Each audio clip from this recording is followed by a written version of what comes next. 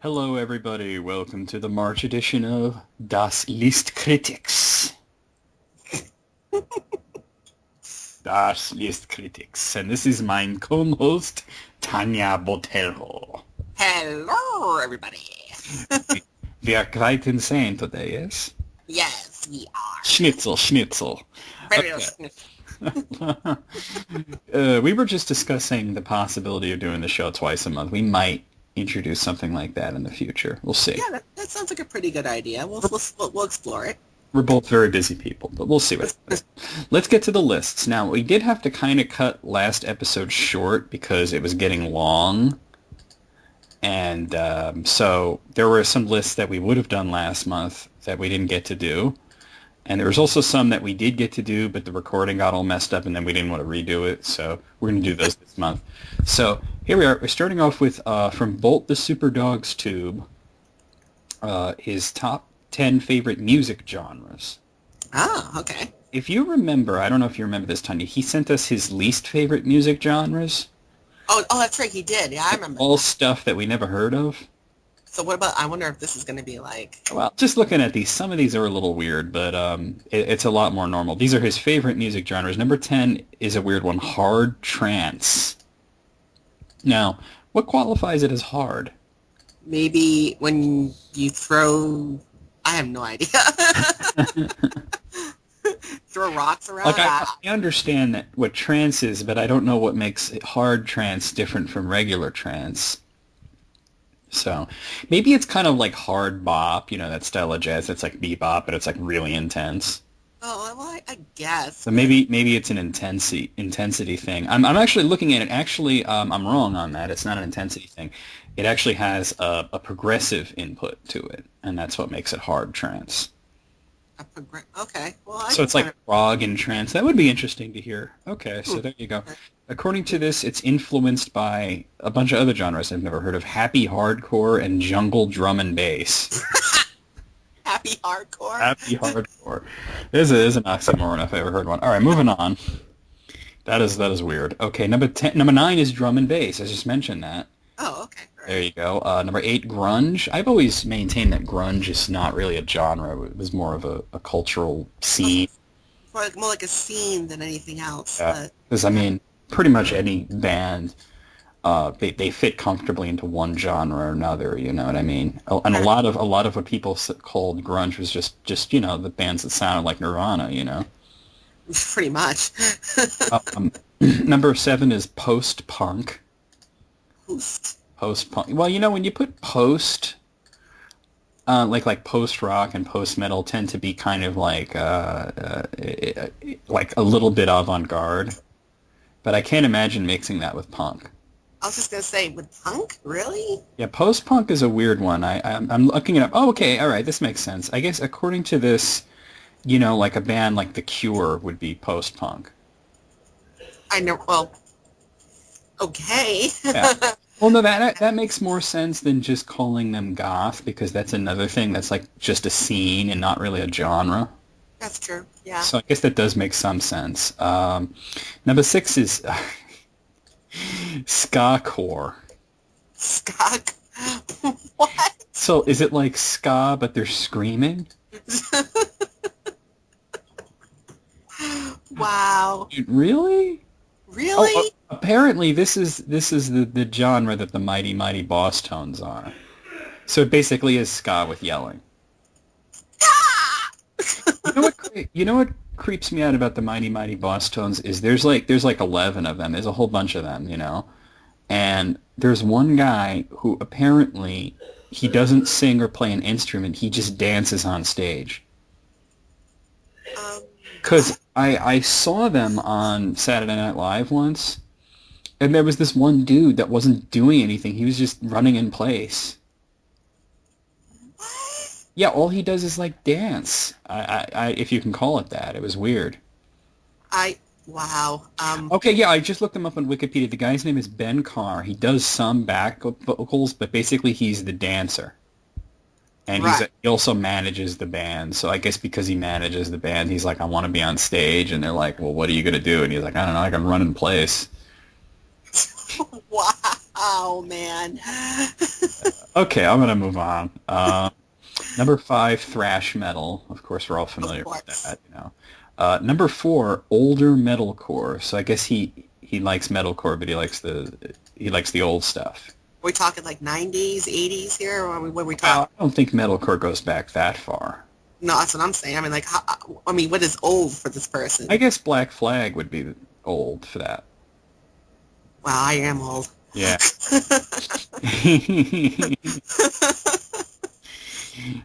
Okay. Number 3 is happy hardcore.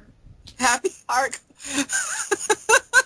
It's like we're happy but we're hardcore about it, or is it we're hardcore but we're happy about it? I'm seeing him. You should see the image in my head right now. It's just, yeah. These hardcore guys, these hardcore punk guys, but they're all smiling and they're wearing like little pressed suits and. I'm seeing like little lol faces on them. And I looked it up in Wikipedia, and I've never heard of any of these bands. Oh, wow. So there you go. Scooter? That's not a band. That's like a guy. That's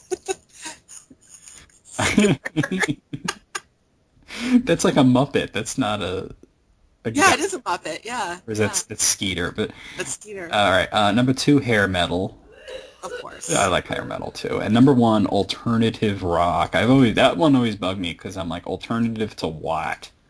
Alternative to rock? So it's not rock then? No, like, what is it an alternative to? Like, basically the definition of alternative seems to change every 5 years.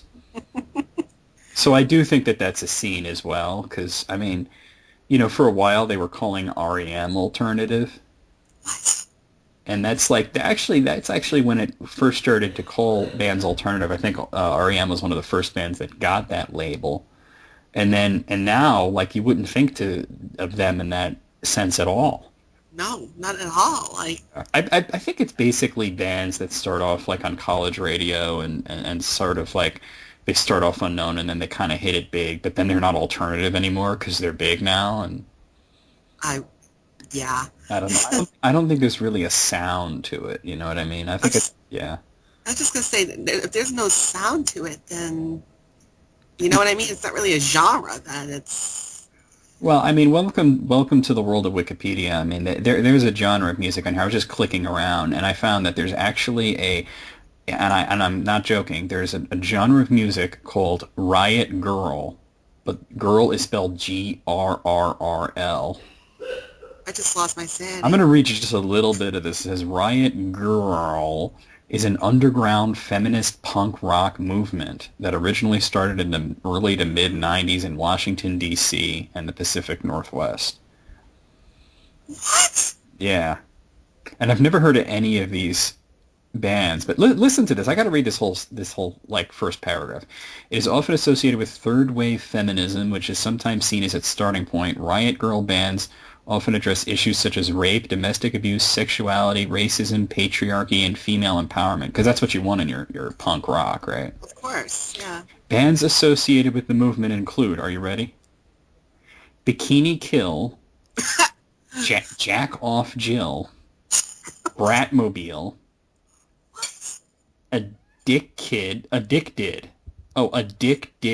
like and then dick and then did. Oh my God. Bangs, the Butchies. Gee, I wonder what they look like. Calamity Jane, Emily's Sassy Lime, Excuse 17, Fifth Column, the Frumpies. Once again, I wonder what they look like. Heavens to Betsy, Huggy Bear, Sleater Kinney, L7, and also queercore like teen dresh. Like apparently, there's also a type of music called queercore. Yeah, I am a married lesbian woman, and I've never heard of any of this shit. Well, you listen to better music. Yeah. How about no? Yeah, I like that. How about no? Let's rate this guy's list, though. It wasn't bad. I mean, it was a whole lot better than that other list that he gave us. I'm going to say a 7. So I'm going to go with a 6, actually. 6? Okay, I almost did that, I bet. All right, so 7 and a 6. Dracula Marth sent us his top 25 Genesis games. Oh, Genesis, all right.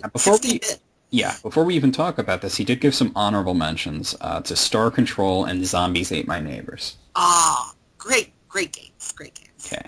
Okay, so here we go. 25 is Mercs, and he has notes on all these. As pure red-blooded mayhem. The sequel to Commando adds more to what was admittedly a bland song. Mercs is also a rare example of a game being superior on consoles than it is in arcades.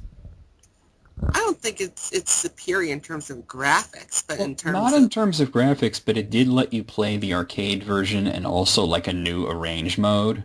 So I think that's that's more what he's talking about, that there was yeah, more to it. I agree with that. So that's cool. I liked Mercs. Mercs was a cool game. Number 24, Streets of Rage. Streets of Rage was one of the 6 games included in the Genesis 6-pack, and all of them, barring maybe Super Hang-On, were fantastic. Streets of Rage was more than a Final Fight clone, as it featured the now immortal beats of Yuzo Koshiro and fun gameplay. Absolutely, yeah. I think I prefer the sequels, but that was a good one. My favorite was 2. That was my 2, favorite. yeah, 2 was the best one. Number 23, Atomic Runner. Inexplicably hated by many, Atomic Runner can be seen as a cool version of that iPhone game Temple Run. Also, the story is that retarded brand of awesome. Guy survives Chernobyl and becomes a Power Rangers-looking superhero. No, Have I even heard of this? I have, and no. I gotta look this up real quick just to see what it looks like. It's not inexplicable. There's a reason why it's mostly hated. Oh, I know that game. Yeah, that's not that good. No, it is an awful game. Sorry, Yeah. but it is. Okay, number 22, Samurai Showdown. As a huge SNK fan, I was disappointed to find the Fatal Fury and Art of Fighting ports were crap. However, SNK redeemed their Sega output with this fantastic port. The Super Nintendo port, in its attempt to replicate the effects of the arcade version, shot itself in the foot in the gameplay department. The Sega version is better, but it's lower on the list because at the end of the day, the Neo Geo version is the definitive version. Oh, of course, that's a given. But you really can't compare the Neo Geo version with Genesis. That's kind of Well, yeah, like a 16-bit system and a 24-bit system is a difference, I mean, I have it for Wii, so... it's definitely a good game. I'll definitely give it that. So. Yeah. Number 21, Comic Zone. Style is what defines this late-era Genesis game. Taking place in a living, breathing comic book, it's a fantastic single-plane beat-em-up. It's a good game, but it's very hard, and you only have one life.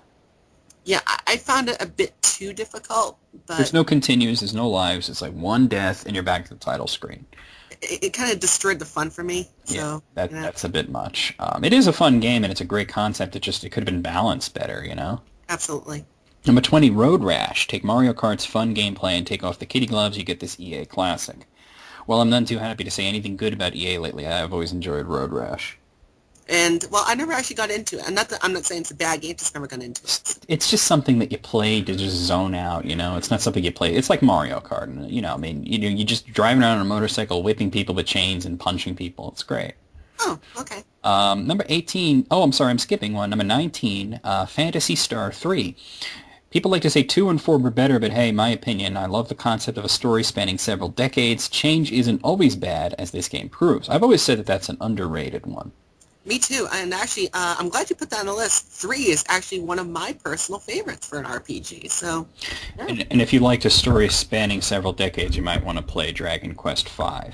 I was just going to say that too. For sure, yeah. Number 18, General Chaos. It's like Team Fortress 2 of the 90s, surprisingly smart strategy game with a wacky sense of humor.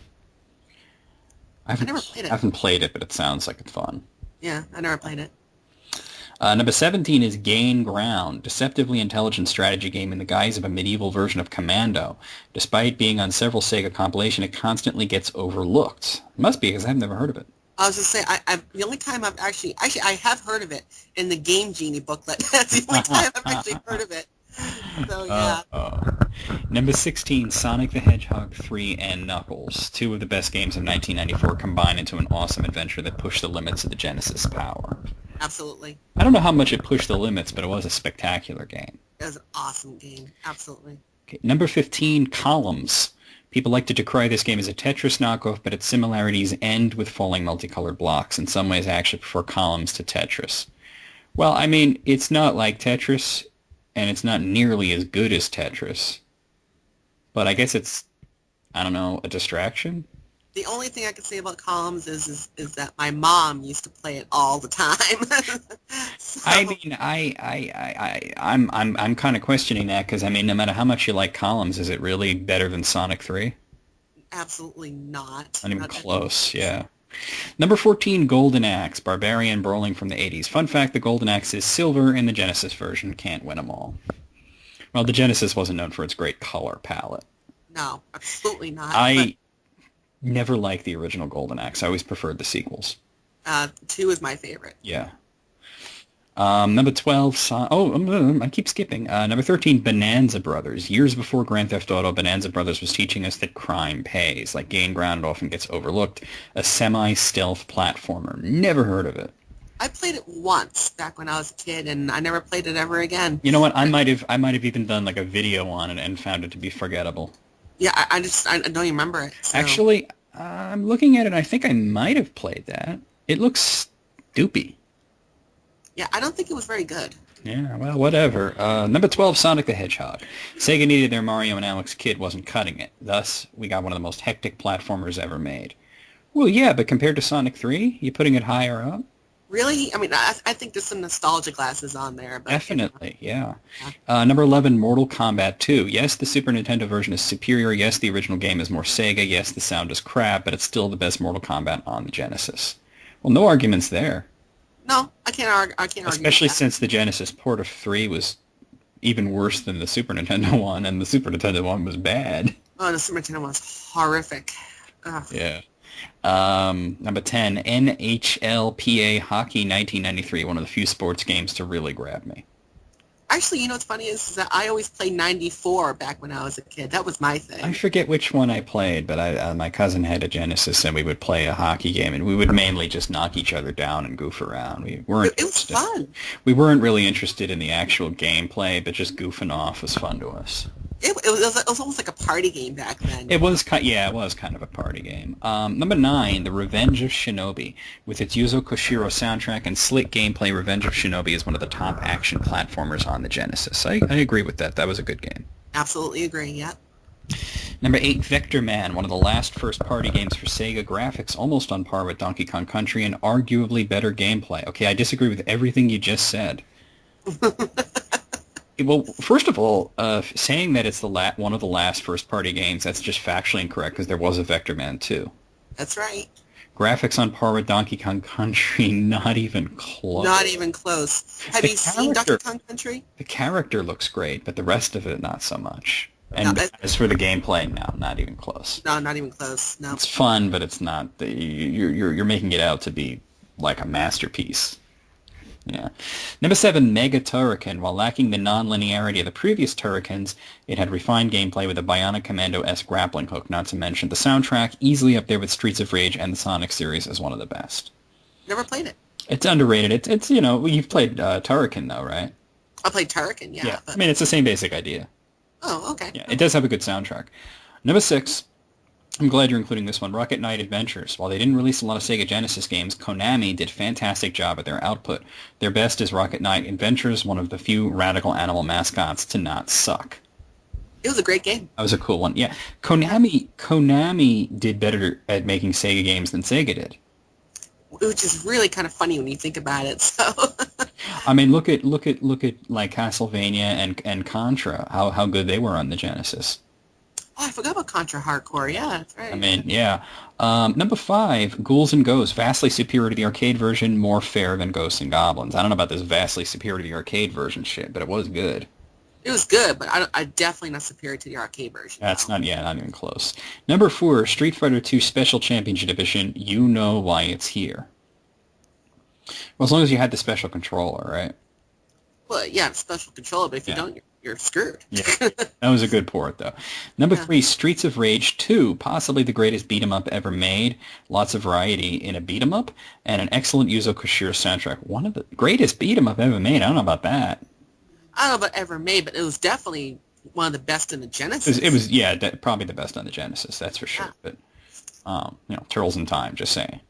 Oh, so it's like Turtles in Time. Now that's one of the best beat 'em ups of all time, right there. Number 2, Sonic the Hedgehog 2. Gotta go fast. Sonic the Hedgehog 2 is Sonic's finest hour, the great soundtrack, breakneck speed, and creative level design. I still say 3 was the best. And I have to say, I think nostalgia glasses are on again for Definitely. this one. Yeah. And number 1, Strider. One of my all-time favorite games. Strider is filled with many fun set pieces, a great soundtrack, and awesome gameplay. That's a case where I think it was better than the arcade one. And again, I hate to say it, but I just, every single time I play Strider, I give it the shot it deserves. I just don't like it. I don't know why. You know what I'm surprised not to see on here is Gunstar Heroes. Oh, Gunstar. Wow, why isn't Gunstar Heroes on there? Maybe he never played it, because that's the Genesis game that, like, first of all, was a lot of fun, and second of all, like, graphically, it looked like it could have been on the Super NES. I was just going to say, it looked like it could have been a SNES game. Hell, I mean, I'll be honest, you could have released that on the PlayStation. Yeah, it was that good. It really was that good. What do you think of this list? I think it has its ups and downs, but out of, what was it, 20? Yeah, out of 20, 21. No, keep going. 25. Out of 25, I'm going to say 19. I'm going to say 18. Okay. Okay, if you remember, the Moogle Master was sending in the Nintendo Power Top 20 lists. Oh, yeah, I remember that. And here are the last 2, because they'll never get to do Wii U and 3DS because there's no more Nintendo Power unless they do it online. But here we have their DS and their Wii list. Which do you want to hear first? Let's go with the DS list. Okay, the DS list, just glancing at it pisses me off, so let's do this. Okay, number 20 is Cooking Mama. Really? What? Really? Really? Really? Really? Moving on. Number 19, Animal Crossing World. I think I mean Wild World. Yeah. Number 19, Mario and Luigi Partners in Time. At least there's some hope here. Number 17, WarioWare Touched. Number 16 is Ninja Gaiden Dragon Sword. Never played that one. No, I never played that one. Number 15, Pokemon Diamond and Pearl version. Yeah, whatever. No, actually, isn't it Ruby and Pearl and then Diamond was like the compilation one? I think so. I could be wrong. I don't know. Number 14, Advance Wars Dual Strike. That was cool. Awesome. Number 12, Professor Layton. I don't give a shit. I never got into those. Number 11, Trauma Center. Under the Knife. Now, see, I know those are popular. I don't know why, but I know I can't figure it out either. Number 10, Sonic Rush Adventure. You know how I feel about that game. Boy, do I. I think everybody does in this game. Yeah. Number 9, Phoenix Wright, Ace Attorney, Justice for All. Whatever. Again, it's one of those things you're just going to get into. Yeah. Or not, yeah. Number 8, The Legend of Zelda Phantom Hourglass. Okay-ish, or kind It of. was decent, and that, I mean, barely decent. It was playable, but yeah. Yeah. Number 7, Contra 4. I always thought that was kind of a disappointment. You know, I actually picked it up and played it the other day for the first time in a long time, and I got to say, I actually enjoyed it. Yeah, you enjoy it for about 10 minutes. Yeah, for about 10 minutes. Yeah, and then after that, it's like, all right, let me go do something else. Yeah, pretty much. Number 6 is Castlevania Dawn of Sorrow. Absolutely. Okay, so that's above Portrait of Ruin, then. Did I mention Portrait of Ruin, or did I skip that by accident? I think you might have skipped Yeah, that. I think I might have skipped that. Portrait of Ruin was number 13. So they're saying Dawn of Sorrow is better than Portrait of Ruin. I disagree, but they're both great. They're both great, but I actually have to agree with you on this one. I think Portrait of Room is a bit better than Dawn. Number 5, Tetris DS. If you can find it, it's great. Yeah, good luck finding it. Number 4, The World Ends With You. You know, I almost bought that, and I never did, and I always hear good things about it. You know, I was actually going to ask about that. What is that game about? I know it's a Square Enix game, but what is it about exactly? I have no idea. Nobody can answer that, apparently. I might have to pick that game up. I might have to. I almost bought it one day, but then I got Populous DS instead, because, well, you know, strategy games. Of course. Okay, number 3 is Mario Kart DS. I do agree with that. That's a great one. It is a great one. Number 2 is New Super Mario Brothers. Okay. Good game, but I don't know. I mean, top 10, yes, but number 2? Really? Number 2? And number 1, I really don't get this. Number 1 is Elite Beat Agents. Who, Wappa? Yeah. Well, I never even heard of the game before. You've never heard of it? I think it was made by Nintendo. because I've seen a few Elite Beat Agents things, or they at least published it. Yeah, they did publish it. I've seen a few of those, the characters popping up in Brawl. It's sort of like a action rhythm game. Action rhythm game. You know, like Donkey Kong Jungle Beat. Oh, okay, like one of those type things. Yeah, I think that's what it is. I don't know. Is that the best DS game ever? Actually, I probably would have put one of the Castlevanias as my number one. What about Order of Ecclesia, which isn't even on here, by the way? Oh, Order of Ecclesia is not even on there? Not on here. The only excuse that I can think of is possibly the list was published before the release of that, but I mean, come on, really? I don't think no. Bullshit, you know. I don't know. This list out of 20, I'm gonna give it a 6. I'm gonna give it a 5. There you go. Okay, here's the Wii list. Okay, so number 20 for the Wii, Guitar Hero 3. Strange, but okay. Guitar Hero 3? Yeah, I mean, that's a weird one. I mean, there's a whole bunch of Guitar Hero games, and that's the one you pick. It's kind of strange. Number 19, Trauma Center New Blood. Once again, I don't get it. Trauma Center again? Well, hey, you know. Number 18 is Wii Fit. Wii Fit. No, you don't. Not fit on that list. Number 17 is Okami. That's a good one. Oh, no, that's a great game. Number 16, Bullied Scholarship Edition. All right. Okay. I know a lot of people who like that game. I'm not into it personally, but I mean, could be worse things you can put on there. Number 15, Boom Blocks. Boop. What? Sounds like a puzzle game. I'm going to look this up. I take it you blast away blocks? Is that what you're doing? Okay, I'm looking for like a YouTube video or something here that would show me what it's like. Boom Blocks. Oh, okay. All right. I get it. It's sort of like Tetrasphere with explosions. Wow. Like you got to rotate it around and blow up the blocks. It actually looks fun. Really? Yeah. I don't know if I'd put it on top 20 list, but it looks fun. Actually, it looks like there's a whole bunch of different modes to it, so... Because every time they show a different scene, it's like a completely different game, so... That might be kind of fun. Looks like a might be a good party game. Number 14, Sonic and the Secret Rings. One word for that, no. How about hell no? I like that. Oh, 2 words, hell no. Hell no. 3 words, hell's fucking no. Yeah, I like that better too. Number 13, Fire Emblem Radiant Dawn. How about hell yes? How about fuck yes? I just dropped it. Number 12, WarioWare Smooth Moves. I had an embarrassing amount of fun with that one. Really? Oh, I love the WarioWare games. And I think that kind of like simple motion stuff works really well for it because it's all about quickness and figuring out what you're supposed to do quickly. You know, I never got into them. I probably should, but never got into them. It's a weird sort of fun. It's like like I said, it's almost embarrassing. Number 11, Resident Evil Umbrella Chronicles. I will say that if you like rail shooters, the Wii is the place to go for those. Yeah, I would definitely say that. Yeah. Number 10, Super Paper Mario. Once again, great game. Awesome game. Number 9, No More Heroes. I don't think I played No More Heroes, but I've heard good things. I might have played it once back in the day.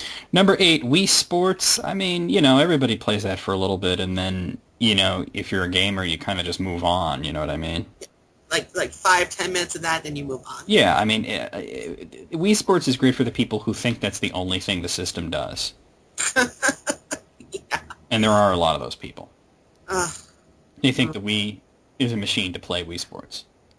No. Yeah. Number 7, Zack and Wiki. What the fuck is that? I'm guessing someone's named Zack and Wiki. I'm thinking maybe a platformer because it kind of like Ratchet and Clank kind of thing. Maybe an action platformer type of thing, probably. I'm looking at pictures and I've never heard of it. It looks like a that sort of adventure platformer kind of thing. Okay, I'll take their word for it. Looks like a pirate theme thing, Okay. Number 6, Knight's Journey of Dreams. What? It's the sequel to Nights into Dreams. Oh, that Nights. Oh, I was thinking of something else. No, yeah. Wow. Not really a fan of that. I mean, like everybody kind of jizzed all over that game on the Saturn, and I never saw the big deal about it. I mean, the graphics were nice, but there wasn't much to it. I think I played it once, and that was about it. There's not much to it. Yeah. Number 5, Mario Kart Wii. That's a fun one.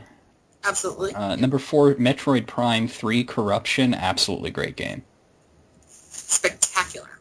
Yeah. Number 3, Super Smash Bros. Brawl. I mean, let's face it, that's the reason most of us got the Wii. I was just going to say, yeah. Number 2, The Legend of Zelda Twilight Princess. Okay, yeah, good game, but honestly, to me, it's a GameCube game. And not only that, but, I mean, really, I think it's where the Zelda series kind of went down the tubes, starting with that game, but, whatever. I don't think it was going down the tubes at that point, but like, I remember my assessment of it is I like it, I just don't like it nearly as much as Wind Waker. I was just going to say, Wind Waker is... Yeah, that was the last great hurrah, And finally, number 1, Super Mario Galaxy. That, if you can call a Mario game a masterpiece, that's the one. That'd be the one, right there. I'm guessing that it's kind of an older list, because otherwise I would expect to see, like, Mario Galaxy 2, and even though I hate it, I would expect to see Skyward Sword on there, so... That being said, this is better than the DS list. Out of 20, I'm going to give it a 12. I'm going to say... I'm actually going to go with the same 12, yeah. 12, okay. Because there are things you would want to put on there instead, Yeah. Okay, so Uber McFailsauce sent us a list from Crack.com, one of my favorite websites on the internet. I love the website. And this is the 5 hardest, most pointless World of Warcraft achievements. Now, personally, I think all of World of Warcraft is pointless. But whatever. Okay, so I'm just going to read these off real quick. Number 5 is Old Crafty or Old Ironjaw, a.k.a. Many Hours of Fishing. That sounds boring. Old Crafty and Ironjaw are names of fish. You don't get this achievement for defeating them or finding them or anything else you'd expect in a medieval monster-killing fantasy game. You get them for catching them by fishing with a fishing pole. Fishing in WoW is almost exactly like fishing in real life. You cast a line, you can't go do something more interesting because the moment you hear a splash, you must click on the bobber or you'll lose the fish. Then you will either reel the fish in... Okay, try that again. Then you will either reel in an empty line or something you don't want, curse, and cast it again about 1,000 times or so until you get Old Crafty or Old Ironjaw. Also, as in real life, there is usually drinking involved. One veteran WoW fisher's tips in fishing include detailed instructions for how you can trick the game into letting you watch a TV show in Media Player while your character performs the boring fishing task, recommending all 7 seasons of Scrubs as a good choice, though I will personally suggest The Wire. The real tricky part, however, is that one of these fish is found in a Horde capital city and one is found in an Alliance capital city. In WoW, you're either in one faction or the other, and the other faction will kill you on sight. So basically, getting one of the fish just takes patience and a good sitcom. Catching the other one requires you to walk straight into a city packed with players and NPCs that will kill you the moment they set eyes on you, and that's when you're supposed to set up your fishing pole and patiently wait for hours. No. Your reward is that you get an achievement that no one will ever see unless they click on your profile and look for it specifically, and 10 achievement points that can't buy anything and aren't part of any competition. Wow. Lovely. Number 4 is BB King. One thing you'll start noticing is that the WoW developers' penchant for terrible puns and pop culture references. If you play WoW regularly, you know it's just best to sigh and move on. The BB King achievement requires you to walk into the capital city of the opposite faction, similar to the last one. But 1, you have to walk into all 5 cities, and 2, you can't just hide out in a secluded fishing spot and do your things. Instead, you have to walk right into the throne room of that city's leader and shoot them with, I am not kidding here, a Red Ryder BB gun. The BB pellet will draw the hostility of the leader plus all their guards and probably lead to your imminent death either at their hands or at the hands of enemy players as you try to run through the city to safety. Oh, and also takes a couple of seconds to fire. It can miss, it can backfire, stunning you for 5 seconds and giving you a temporary negative status called right in the eye. Just in case you haven't noticed the reference to A Christmas Story yet, you'll have time to figure it out while the enemy guards murder you. Wow. That's an asshole achievement right there. Yeah. Number 3, School of Hard Knocks. 2 things you need to know about first. Orphans and Battlegrounds. Orphans are non-combat characters that you can have follow you around during Children's Week, a yearly event where you take an orphan around with you to see specific sites in the world and they've always dreamed of seeing while confined to the orphanage, sites like the Dark Portal where the orc invasion entered the world, or like a dam or something. They say malnutrition does strange things to a growing brain. Then we have battlegrounds, which are specific player versus player scenarios with goals like capturing the flag or holding bases or whatever, and involve players killing each other en masse. So what better things to put together than orphans and battlegrounds? It's like peanut butter and jelly it is. Every year during Children's Week, people who normally don't play PvP will flood the battlegrounds, hoping to accomplish these very specific and non-teamwork-oriented goals while toting an orphan around, enraging the PvP veterans who are trying to, win. Wow. And they all have like little orc dudes toting after them. That's funny. Wow, man.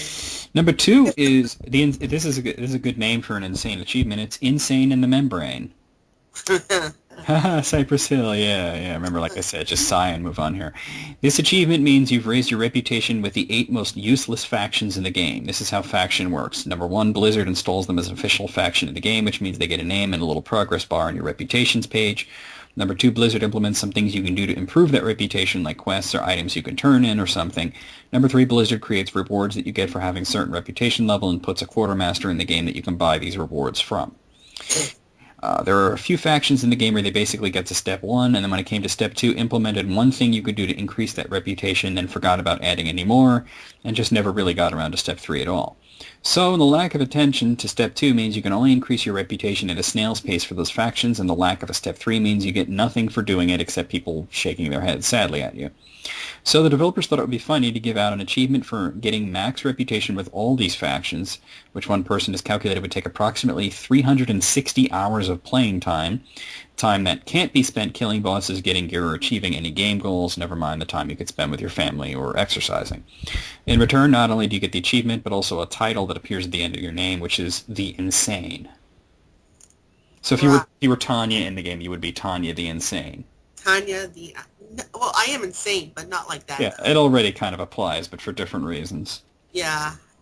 And number 1, the achievement is Scarab Lord. Back in around 2005 to 2006, they introduced a new zone, Ankiraj. I hope I'm saying that. Actually, I don't care if I'm saying that right. And were determined to make every single player appreciate all the work they had put into it by making it a pain in the ass to open. First, the entire server, tens of thousands of players, Alliance and Horde, had to gather tons of random items for the war effort, including bits of cloth, scraps of leather, random fish, and a ton of things suspiciously similar to what you would find in a hoarder's house.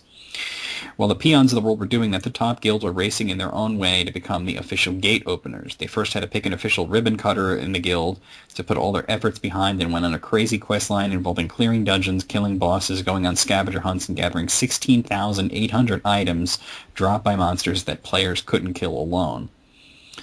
Wow. Whole guilds would spend days killing the 16,800 creatures and handing the loot to their designated star player, who at the end of all this would get the key, which was a scepter because, fantasy world. Once the whole server finished hoarding enough war effort items, and at least one person had a scepter, that person would go open the gate and often enough crash the server thanks to a ton of looky-loos gathered to see the event. The gate opener would then get the title Scarab Lord, as would anyone else who happened to have the scepter and was able to click the gate within 10 hours of the opening without getting caught up in the server crashing, which, considering the incredible timing needed, was usually nobody. So getting the title means you could walk around cities with people whispering to each other, "That guy's the Scarab Lord. There's like only one per server," and then some of those people might care. The rest of us just go, "Oh, that's interesting," and then we go have sex. How do you kill that which has no life? I knew you would make that reference. Oh, that is terrible. Okay, 5 out of 5. 5 out of 5. Horrible. By the time you get to the end, the fishing one almost seems sane. I was just going to say, wow. Yeah, wow. Yeah. Here's a list from SSerpent21. He says he's having a lot of fun coming up with a new list to contribute to the show, and he can't wait to hear the next one. By the way, Tanya's name is spelled with an A. It's not like Tanya Harding. Yeah, no, I'm Tanya. Okay, so he sent a bunch of lists, actually. Okay, here's his favorite movie quotes. 20 favorite movie quotes. Nothing special, no you talking to me, or may the force be with you, just lines from movies that I love or think of when a movie boiled down to 20. Okay. Okay, so number 20, from Commando, I eat green berets for breakfast. Never seen it, so... You never seen Commando? I've never seen Commando. Child of the 80s are you. I know, right? Personally, though, my favorite line from Commando is, "Bullshit." That's a pretty good impression, actually. Because the bad guy is like taunting John Matrix. You're getting old, John. You're getting slow. And Arnold just looks up and he goes, bullshit, and then proceeds to kick his ass. Okay. Number 19 from Jackie Brown. Let me give you the reason, motherfucker. The reason is your ass ain't worth a shit no more. Not bad. Yeah. I like that movie. Kind of underrated, but I like it. Number 18 from Casino Royale. Sorry, I'll shoot the camera first next time. They won't be here next time, 007. Number 17 from Fargo, a movie I can't stand. Stay away from me, man. Hey, go smoke a fucking peace pipe. I'd rather say stay away from this movie, man. Stay away from this movie. Yeah, the movie sucked, yeah. Number 16 from Repo Man. Don't care how long it takes, dildos. Repo Man's got all night, every night. Oh, yeah. You've seen the movie, but I like the quote. I've seen the movie. It was pretty good. Here's one of my favorites. This is from Dumb and Dumber. It's near the beginning of the movie. We got no food, no jobs. Our pets' heads are falling off. That cracked me up when I first saw it. From Apocalypse Now, number 14. You're in the asshole of the world, Captain. That's a good one. Yeah, that's a good. Speaking of assholes, number 13 from Spaceballs. Keep firing, assholes. Yes. Spaceballs is an incredibly quotable movie as it is. So I could pretty much quote that whole movie from start to finish. Number 12, another very quotable movie, South Park, Bigger, Longer, and Uncut. Dog shit taco. Cartman, love it. Number 11, I like this list so far. Blues Brothers. Well then, I guess you're really up shit creek. Yeah, that was a good one. Yeah. Number 10 from First Blood. I could have killed them all. I could kill you. In town, you're the law. Out here, it's me. Don't push it. Don't push it. I'll give you a war you won't believe. Let it go. Let it go. Not bad. Gotta do the Rambo voice for that. Number 9 from The Wrestler. Then that Cobain pussy would have come and round and ruin it all. Like there's something wrong with just wanting to have a good time.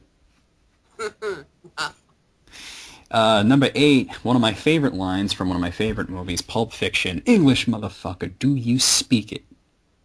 That's one of my favorite movies of all time. What? Do they speak English on what? What ain't no planet I ever heard of? Number 7 from 7, David, if you kill him, he will win. Never seen it. That one doesn't work unless you hear it in the Morgan Freeman voice, though, which I can't do, so. You've never seen 7? I've never seen 7. All right, no spoilers for you. Spectacular movie, though. Okay, I'll see it. Number 6 from On Her Majesty's Secret Service. You'll be useful in helping to convince the authorities that I mean what I say and I do what I claim. Okay. Not exactly the best line from the movie, but that was sort of like Blofeld's, crowning moment of badass. That's true. Number 5 from Return of the Jedi. I am a Jedi like my father before me. Of course. That's Luke's crowning moment of awesome right there. Yeah. Number 4 from The Dark Knight Rises, and I have to do the Bane voice for it. You don't fear death, you welcome it. Your punishment must be more severe. Not bad at all. When Gotham is in ashes, you have my permission to die. Number 3. That's not actually that's from the trailer. The full line's a lot longer than that. From UHF. For those of you just joining us today, we're teaching pools how to fly. It's random. Gotta love it. Number 2 from Terminator 2 Judgment Day. I now know why you cry, but it's something I can never do. I know now why you cry. Yeah. Never And number 1, oh, I love you for including this as number 1, from Star Trek 6, The Undiscovered Country. Target that explosion and fire. Oh my. Fly her apart. Fly her apart then. Great list. Out of 20, I'm going to give it a 20. I'm going to say 19. Oh, wait, what is this, a pattern with you? You can go one lower than me on every list. Wait till I give a list of 1 and then you're going to be like, fucked. I'll be like, 5? No, we don't do that. Okay, also from S-Serpent21, his 20 favorite vehicles from movies. Oh, you mean just like general vehicles? Huh. Okay. Yeah. So anything that you you sit in and it moves, I guess. Number 20, the Bat Pod from The Dark Knight. Let's face it, when the Batmobile blew up and the motorcycle came out of it, that was awesome. That was awesome. That was awesome. Number 19, the Ford Mustang Mach-1 from Diamonds Are Forever. That's one of the few good things about that movie was the car. Yeah. Yeah. Number 18, the Dodge Charger from Bullitt. Although, does it come with the chick on the hood? I was just saying, does it come with the chick? Because, you know. Number 17, the Ecto-1 from Ghostbusters. So let's face it, when you were a kid, you wanted that. That was iconic. So. Yeah. Number 16, the Shaggin' Wagon from Dumb and Dumber. It really chaps my ass as I spent $5,000 turning my car into a dog. Number 15, the Blackbird from X-Men First Class, which I didn't see yet. So. Oh, you gotta see it. I know. I haven't seen it yet. Good movie. I'm sure it's the same plane from the first movie. Actually, no, it's a bit different. Oh, okay then. Number 14, the 1973 Ford Falcon from Mad Max. Well, I mean, Mad Max was just a bevy of badass vehicles, so. Well, yes, but see, here's the thing. I hate that movie. So. Really? I hate that movie. Never knew that. That's interesting. Number 13, the Disco Volante from Thunderball. I mean, it's a friggin' yacht. I mean, I don't know why people think yachts are so cool. It's a yacht. Who cares? It's a friggin' boat. Right. Number 12, the Winnebago from Spaceballs. Yes, absolutely. yes. Absolutely. Number 11, the 1979 Dodge Challenger from Death Proof. Once again, basically all of Grindhouse was filled with cool cars and shit. Cool cars. Yeah. Number 10, the Klingon Bird of Prey from Star Trek 6. Well, why that particular one? Did you mean 4?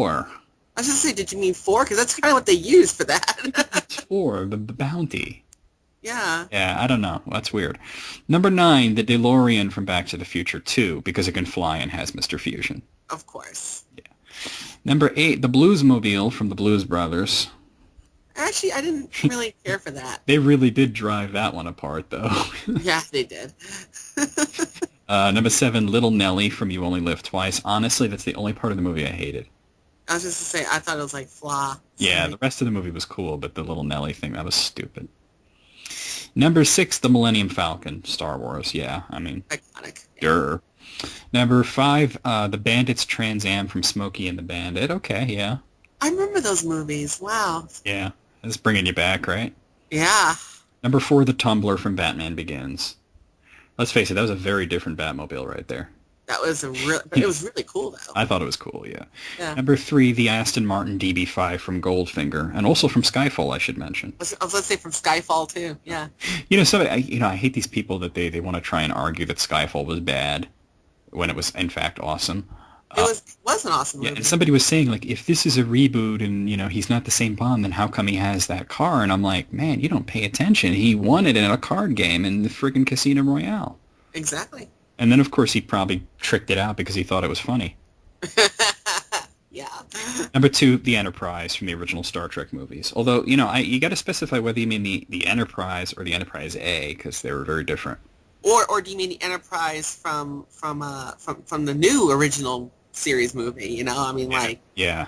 There you go. Well, he said the original movies, so that's what he means, the older ones. Well, again, like A, He probably means the original because the Star Trek, the A kind of sucked. Really, you didn't like the A that much? Well, remember when they got it and it was going to be all badass at the end of 4, and then in 5 it was like falling apart and didn't work, and and then in 6 it was just kind of like they were using the sets from the Next Generation. So. Yeah, that's true. Yeah. And finally, number 1, the Lotus Esprit from The Spy Who Loved Me. I overrated. I'm sorry. It's cool. It's cool, but it's overrated. I was going to say, it's really overrated. It's like, okay, you can drive underwater. Why would you want to? Right. Out of 20, I'm going to give this we're going to go with 14. I'm going to go with, no, not 13. You're going to go with 13? I'm actually going to go with, I'm going to go with 16, believe it or not. 16, she's going a little higher. Okay. So, and then another list from S. Servant. He sent a bunch of lists. This is his top 20 coolest movie guns, real or not. Okay. Okay. So 20 is the Beretta M82 CQ sniper rifle from Rambo. Schoolboy's best friend for taking bitches out. God. That was cool, yeah. Did you see Rambo, by the way? I did. Awesome. That was a hell of a revival there, you know. That's true. Number 19, the FN FAL from Red Scorpion. Twin barrels and a top drum magazine. All you need to shoot down a Hind gunship. Never seen that movie, though. Never saw it. Number 18, the Pod Byron 9.2 millimeter pistol from Red Heat. Supposedly better than a .44 Magnum. Just take Arnold's word for it. I don't know if I want to take his word for it there. I don't think so. Yeah, the .44 Magnum is pretty much a rip someone in half weapon. Yeah. Number 17, the plastic gun from In the Line of Fire. Little plastic two-barrel death and built by John Malkovich, too. That was a really cool gun, actually. It was just funny. I mean, you don't expect that to be badass, but yeah, it was. Number 16, the custom EMF Hartford Pinkerton with Bird's head grip from Kill Bill Volume 2. Hell yes. The gun Bill uses to kill or at least shoot at a TV with. That gun was awesome. So. He only shot a TV with it, though. He didn't really use it. No, but it was great to just look at it. It was it was cool, yeah. With the bird's head on it and everything. Bill was insane. Oh, he was insane, but he was a cool kind of insane. Number 15, the AMT Automag from Sudden Impact, a gun that if used properly can even remove the fingerprints, whatever that means. Huh? Yeah, I never understood what that means either. Okay. I'm just going to move on. Yeah. Number 14, Smith & Wesson M76 submachine gun from The Dark Knight, the Joker's preferred gun to shoot a bat pod with because you can't stab it with a knife. Well, the Joker's just crazy enough to try. I was just going to say, he's crazy enough to try it, though. Personally, I always liked that gun from the first Batman movie with a really long barrel that he pulls out his pants. That was stupid, but it was funny. It was stupid, but it was so great. I love that. Especially that he fucking shot down the Batwing with it, with one That was bullet. great. It was a great scene. It really was. Number 13, the GE M134 minigun handheld from Predator. Come and get a tasteable Painless from Blaine. Okay. Yeah. Yeah. Although, honestly, nobody in a Predator movie ever realized that the best way to not get killed is to put down your weapons. Yeah, I know, right? Number 12, the M60 machine gun from First Blood. Add Rambo and you can destroy a small town. Yeah. You know, Rambo's the only action hero who fires a machine gun and just literally destroys everything in a 3-mile radius. And in Rambo 3, he doesn't even aim it. No, he just goes, ah! And He just kind of yells and shoots up into the air and people somehow die. It's his scream. His He scream. waves it around. Yeah, it's the scream. I guess it's the scream that's killing people, and the machine gun is like actually like a silencer. It partially muffles out his scream so that it doesn't kill, so that it doesn't destroy the whole world or something. I don't know. I'm talking to my ass here. Where was I? Rambo. First Blood. Okay, number 11, Cobra Assault Cannon from RoboCop. Can destroy a 6000 SUX sedan with one shot, or an ED-209 with 3. That actually was a pretty cool weapon. I remember Yeah. that. Number 10, M56 Smart Gun from Aliens. Let's rock. Hell yeah. Number 9, the Lawgiver from Dread, because it's not a headshot unless it's with an explosive bullet. I haven't seen Dread. I've heard it was good, though. I haven't seen it yet, but I will probably see it soon, I guess. Kind of disappeared before I got the chance to see it. Same here. Didn't make a lot of money, unfortunately. Which is unfortunate because I heard it was good. Number 8, the AA-12 auto shotgun from The Expendables. Remember this gun at Christmas. Yeah. Number 7, I was wondering if they were going to include this, the railgun from Eraser. More guns should have blue, smoky corkscrew trails. Absolutely. It was one of the few memorable parts of that movie, other than the whole ridiculous shit with the crocodiles at the end. Oh, did you have to remind me It of kind that? of ruined the whole thing with that, to be honest. Like, I was enjoying it up until the shit with the crocodiles. Did they really have to add that in? I mean, really? Yeah, and it was bad, yeah. All right, number 6, the AMT Hardballer Long Slide Laser Sight Pistol from Terminator. Just point at the red dot at what you want to kill. Boom. So, Connor, yes?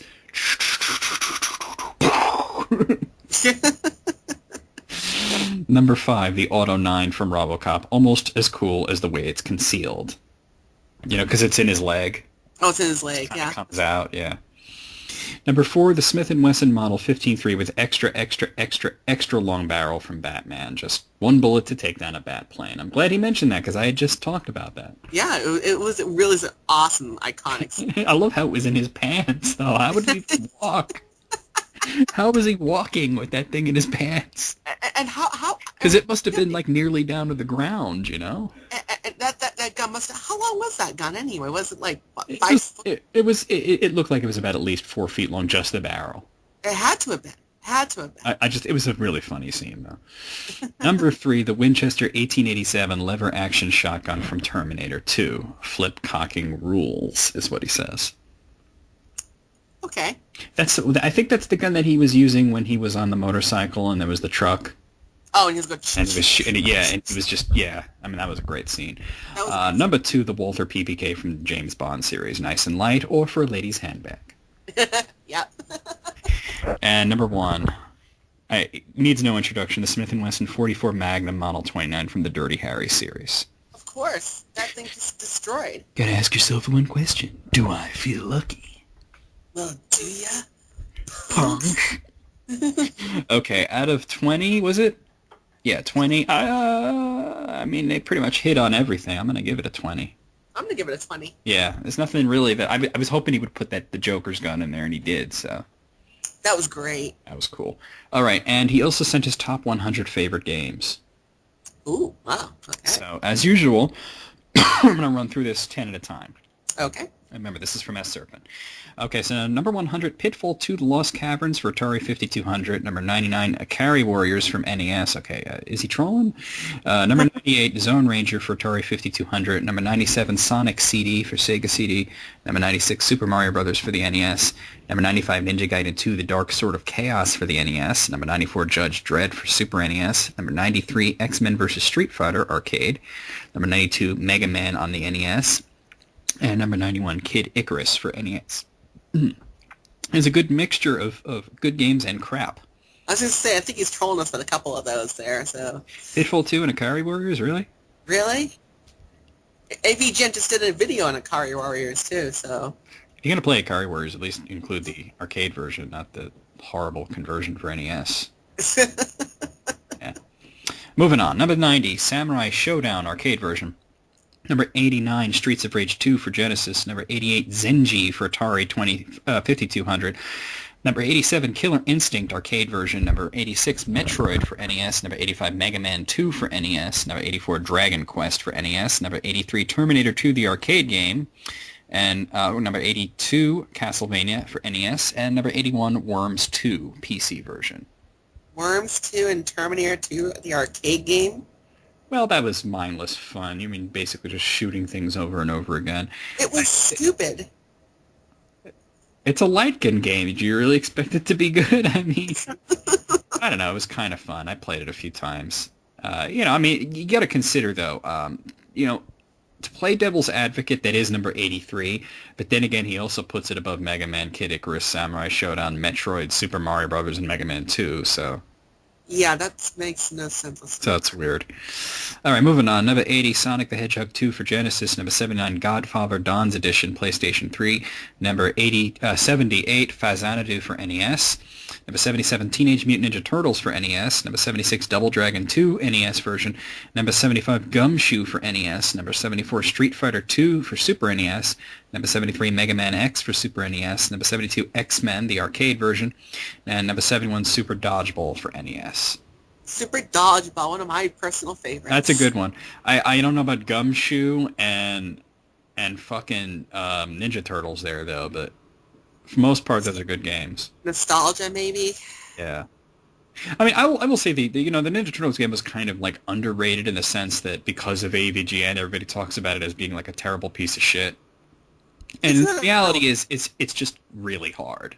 It's extremely difficult, and it really could use a lot more semblance to the TV series and whatnot. But hey, I don't think it was based on the TV series. I think it was based on the comics, especially since the box art depicted them all wearing red bandanas. Oh, that's true. Yeah. So I think it wasn't. They weren't really taking anything from the TV series, except for like Bebop and Rocksteady. Yeah. All right, moving on here. Where was I? Okay, number 70, Dragon Quest II on the NES. Number 69, Super Mario Bros. 2, American version on the NES. Number 68, Far Cry 3 for PlayStation 3. Number 67, Goonies 2 on NES. Number 66, Heroes of Might and Magic 2 for PC. Number 65, Ultimate Marvel vs. Capcom 3 for PlayStation 3. Number 64, Star Fox for Super NES. Number 63, ActRaiser for Super NES. Number 62, Duke Nukem 3D for PC. And number 61, Super Mario World for Super NES. You know, I gotta say, I would expect these like to be in like the top 30 or so, not in the 60s. I gotta say, those are some really great games he's got there. So what is he gonna have later? Like games that aren't even out yet? I know, right? Like Chronicles of Dark Cloud Episode 2, Where the Abyss. Oh, I went there. Yes, I did. Snap. Okay, moving on. Okay, so number 60, Mortal Kombat Genesis version. Number 59, Legacy of the Wizard on NES. Number 58, Samurai Showdown 2 arcade version. Number 57, Teenage Mutant Ninja Turtles arcade version. Number 56, Mega Man 4 on NES. Number 55, Contra on NES. Number 54, The Simpsons arcade version. Number 53, Kicks arcade version. Number 52, Q*bert for Atari 5200. And number 51, The Elder Scrolls V Skyrim for PlayStation 3. I would have questioned why he put it so low, but then it says for PlayStation 3, so that's probably fine. PlayStation 3. If it was PC or Xbox, I think it would be a lot higher. Yeah, it'd have to be. It would have to be. But... Dealing with those glitches, man. Uh, Genesis Mortal Kombat, not arcade one, really? I was just gonna say, he didn't choose the Because arcade. he's got a lot of arcade games on the list, which I like, by the way. Yeah. Other than that, not much arguments here. No. I like that Mega Man 4 is above 2. Well, see, now I personally, because my own nostalgia glasses on, I think 2 is my favorite. So. Yeah, 4 is the best. Moving on. Number 50, Shadowgate on NES. Number 49, Final Fantasy, the PlayStation version. Number 48, Super Empire Strikes Back for Super NES. Number 47, Street Fighter Alpha 2 for Super NES. Number 46, Grand Theft Auto 4 and add-ons for PlayStation 3.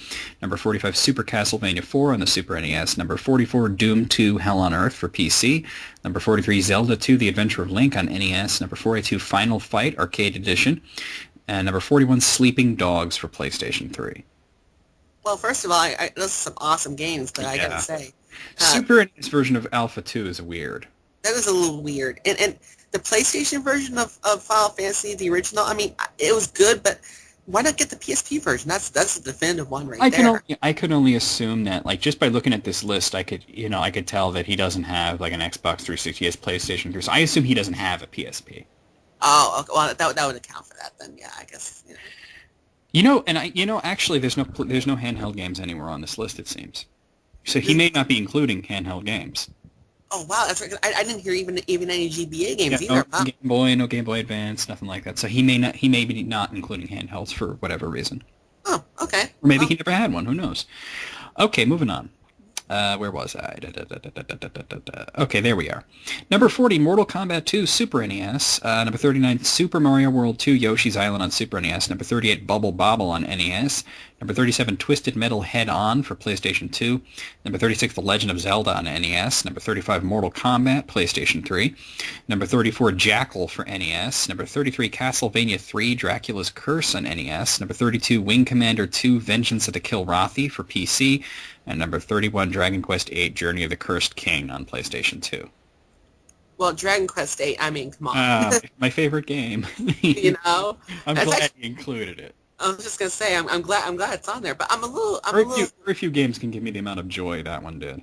What was that PC game he taught? Wing Commander 2, I think. Commander 2, yeah. Really? I don't know. Maybe he's really into Wing Commander. I don't know. That's kind of whatever. Twisted Metal Head On is a weird choice. That was a little weird. If you're going to pick a PlayStation 2 one, I would expect black, but whatever.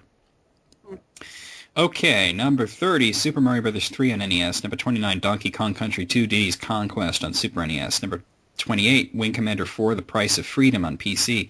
Number 27, Contra 3, The Alien Wars on the Super NES. Number 26, Ghostbusters for PlayStation 3. Number 25, Chrono Trigger on Super NES. Number 24, Street Fighter 3, Third Strike on Dreamcast.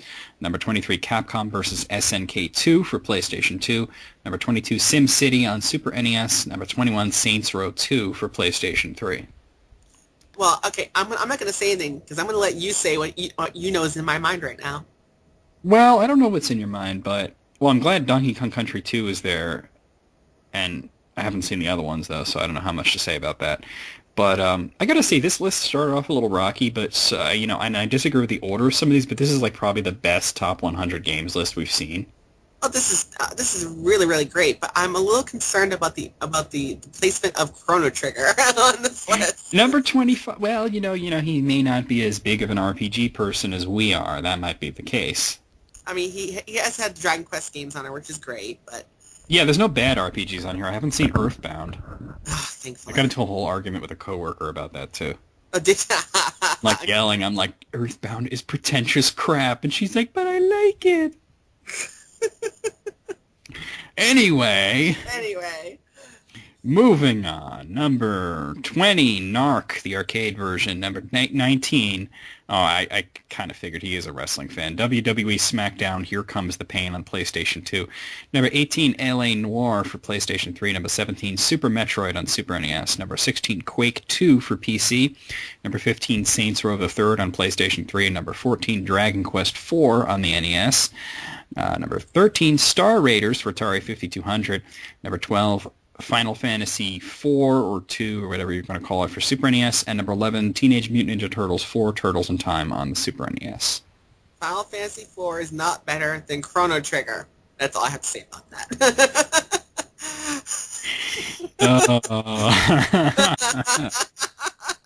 Final Fantasy is a great game. It's a wonderfully awesome game. It is not better than Chrono Trigger. I agree with you. Preaching to the choir. I don't know about Narc. Narc's a weird one. Narc, yeah. I'm not going to give him any shit about the wrestling game because I know him. He's a big wrestling guy, and that's fine. That's fine, I mean. But Narc is weird. Okay, you ready for the top 10? I am ready. Number 10. Oh, this is nostalgia right here. River City Ransom on the NES. Number 9. Really? Okay, number 9 is You Don't Know Jack Volume 4 The Ride for PC. What? Okay, I did not expect that. Number 8, Marvel vs. Capcom 2 New Age of Heroes on Dreamcast. Number 7, The Legend of Zelda Link to the Past on Super NES. Number 6, Mega Man 3 on the NES. Okay, all right. Number 5, Final Fantasy 6 on Super NES. Number 4, Dragon Quest 3 on NES. Number 3, Red Dead Redemption for PlayStation 3. Number 2, Super Mario Kart on the Super NES. And his number 1 game, it's a weird one, Wing Commander Privateer for PC. My head hit the desk. Yeah, the top 10 kind of shot the shark here, And you mean to tell me that an NES Dragon Quest game is better than Final Fantasy 6? Really? Really? Well, I mean, Dragon Quest 3 was fantastic. I don't know if it's better than It's not better than Final Fantasy 6, but I can I mean, it's the nostalgia thing. I mean, that's why River City Ransom is there. River City Wing Commander as number 1? Wing Commander Privateer, though, not. It's like that was a spin-off, and it was kind of like a really underperforming game. Like it was a obscure one, but hey, I mean, it's his favorite game. Okay. I mean, they actually made a sequel to that Wing Commander Privateer, and they didn't even include the words Wing Commander in the title. Because of this, I may actually have to look into the Wing Commander series now because I never got into it. Well, it's sort of like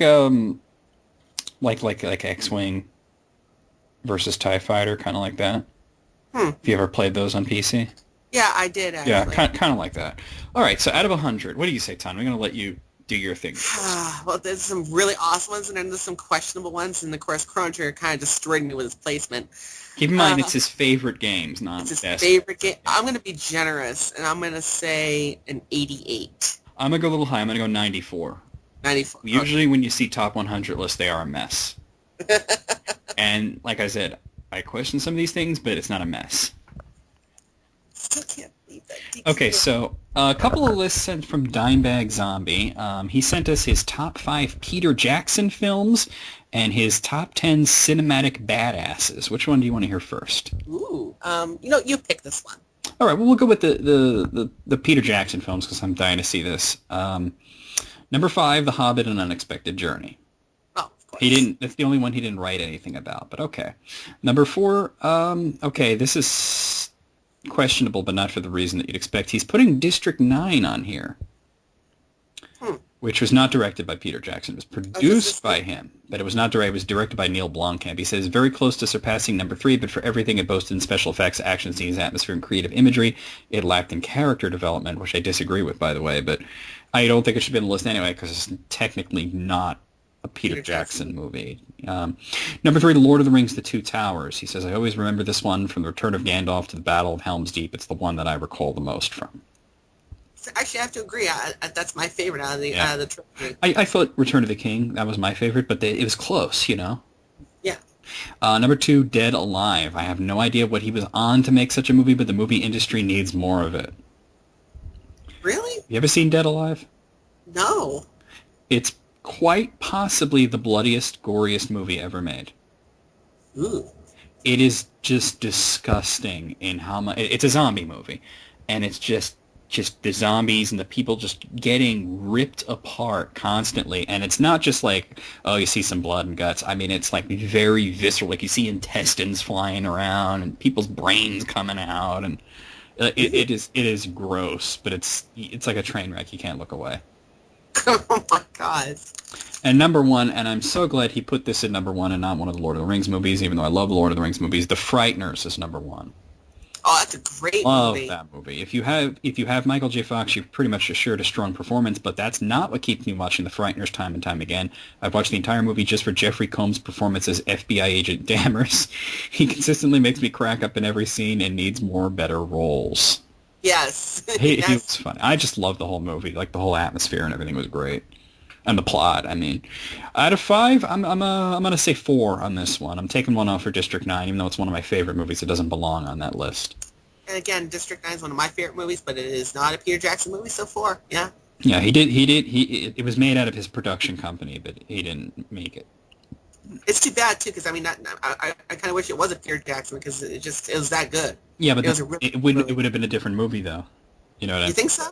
Well, I mean, Neil Blomkamp made it, and that was his vision. It was a remake of a short movie that he did years ago. Oh, that's right. That's right, yeah. Okay, and here's his top 10 cinematic badasses. Ooh! Number 10, John Nada as played by Roddy Piper from They Live. No. I gotta say, no. No. No, no, no. No. Number 9, Tony Montana is played by Al Pacino from Scarface. Yes, Yeah. Say hello to my little fan. Number 8, John Matrix is played by Arnold Schwarzenegger in Commando. You're going to have to take my word for it on this one, Tanya. I know you have... I'll take your word for that, yeah. Bullshit! Number 7, John McClane is played by Bruce Willis in Die Hard. Well, obviously. Heavily diluted by the sequels, but yes. Although I gotta say, Die Hard with a Vengeance is my personal favorite. That's 3, right? That was 3, yeah. He was badass. That's the only sequel I really kind of dug. Number 6, Kaiser Soze is played by Kevin Spacey in The Usual Suspects. That's not really a badass, though. I wouldn't call him a badass. Yeah, but, I don't think he fits in there. Number 5, Travis Bickle is played by Robert De Niro in Taxi Driver. Again, not what I'd call a badass. Again, same thing, yeah. Number 4, John Rambo is played by Sylvester Stallone in First Blood. Absolutely. He pretty much defined badass in that movie. Number 3, Snake Plissken is played by Kurt Russell in Escape from New York. Yes. Kurt Russell's got that badass look anyway. So. Yeah. Number 2, I mean, he was so over the top in that movie, too. It's perfect. Number 2, Ash Williams is played by Bruce Campbell in Evil Dead 2. I wonder why he picked 2 there. It was interesting. I actually would have picked Army of Darkness. But... Army of Darkness was the one where he was a badass. In the first 2, he was more of a punching bag. I was just going to say, especially in the first one. Wow. Oh, he just get the shit beat out of him in the first one. Well, in the second one, he was beating the shit out of himself. Yeah, he was. Yeah. And number 1, Paul Kersey is played by Charles Bronson, specifically in Death Wish 3. Yes, thank you. 3 was the best one. Absolutely. And he included a note here. Paul Kersey is death incarnate. Paul and his friend Wildy have enough brute force to drop 1,000 Death Stars without having to stop their piss midstream. The power behind Bronson's immaculate stash is unbeatable. And unlike many on this list, he's quite a gentleman who enjoys chicken and popsicles just like the everyman. You know what? I wasn't going to give the list a 10. And I'm still not going to, but I will give it a 9 Just for You're that. gonna give it a 9? Yeah. I was going to give it an 8. I was going to give it an 8, but I'm going to give it a 9. I'm actually gonna give it a 9 as well. Although although I don't know if you knew, but there actually is an Evil Dead remake coming out. Yeah, but it's like a chick, right? It's gonna be a chick is taking that place. So I just really, really hope she doesn't get raped by a tree. it's gonna happen. It's already been confirmed. It's gonna happen. Yeah, I don't want to see it then. I don't want to spend $12 to see a chick get raped by a tree. It's stupid. It's retarded. All right, I'm going to move on here. The Return of Kali Yuga sent us his top 100 NES games. Whoa. I don't know, Tanya, did you have 100 NES games? No. I didn't. Well, considering with some of these that I'm seeing here, maybe he's like just including the bad ones too. But all right, let's do this. I'm going to go by tens. Number 100, Ultima 3 Exodus. Number 99, Daydreamin' Davy. Number 98, Kung Fu. Number 97, Felix the Cat. Number 96, Bucky O'Hare. Number 95, Hydlide. Number 94, Prince of Persia. Number 93, Ghostbusters 2. Number 92, Hook.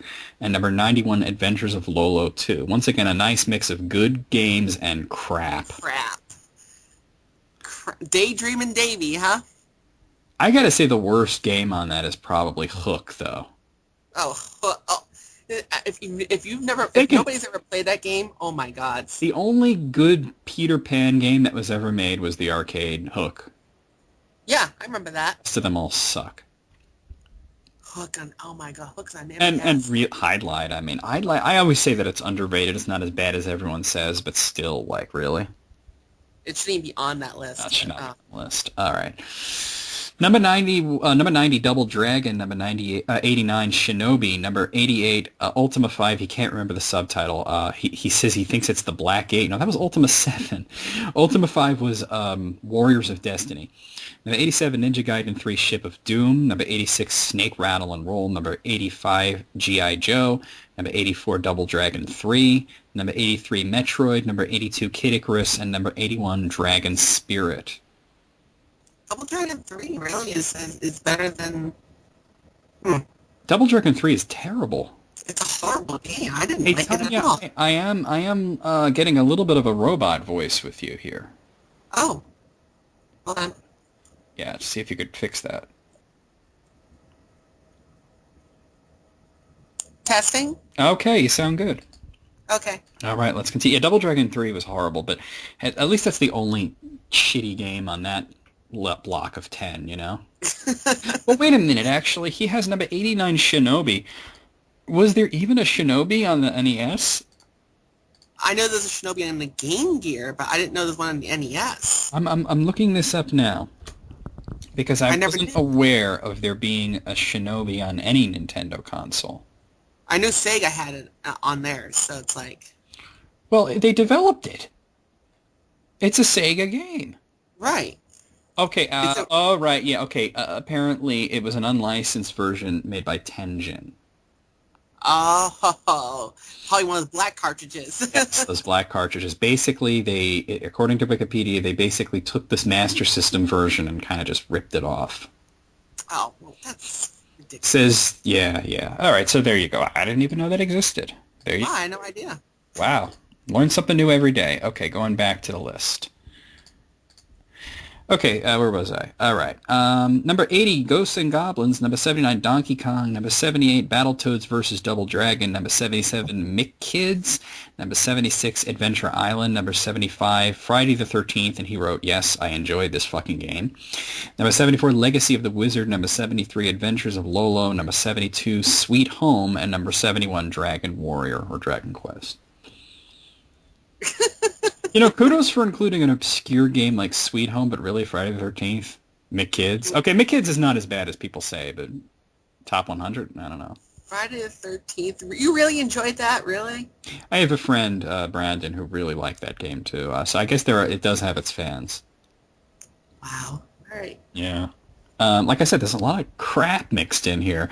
Number 70, Mega Man 6. Number 69, Double Dragon 2. Number 68, Russian Attack. Number 67, Tecmo Bowl. Number 66, Karnoff. Number 65, Final Fantasy. Number 64, DuckTales 2. Number 63, Teenage Mutant Ninja Turtles 2, the arcade game. Number 62, Kiwi Craze. And number 61, Mega Man 5. Once again, a fairly good block ruined by one piece of crap. Karnoff. Karnoff? Karnoff is terrible.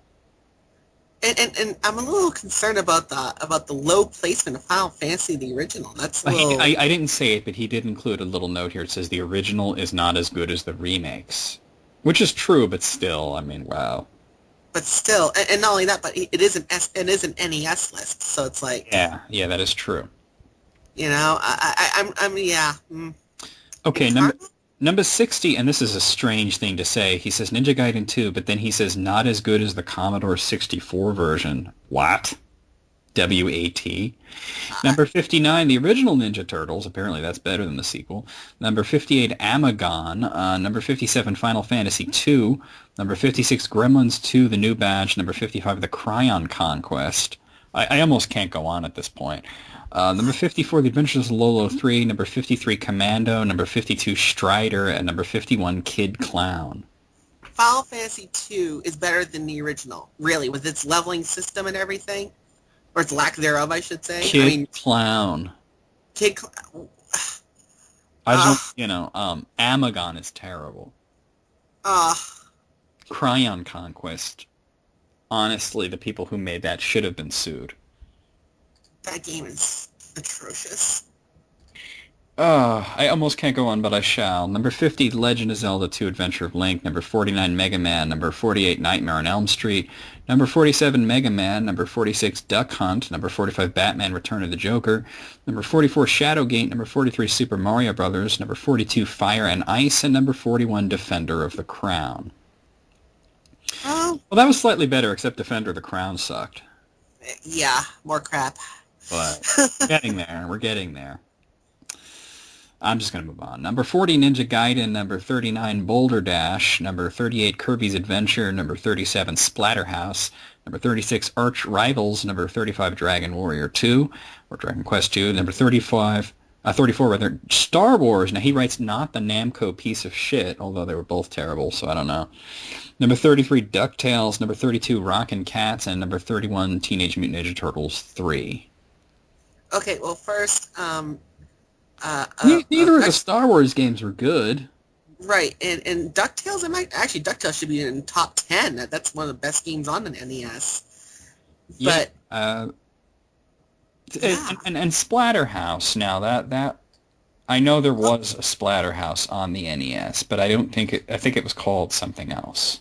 I was actually going to ask about that because I thought it was only for like the Sega systems. I'm pretty sure that no, because it started on TurboGrafx. Yeah. I know there was an NES one. It was like a cutesy version of Splatterhouse. A cutesy version of Splatterhouse. If you can believe it. Yeah, if you can believe it. But I'm pretty sure it was called something else. I'm looking at it right now. Here it is. It's actually called Splatterhouse Wanpaku Graffiti or Splatterhouse Naughty Graffiti. It was only released in Japan. I've played it on the channel too. Namco made it, and it really played a lot differently from most of them. It had this super deformed characters and whatnot.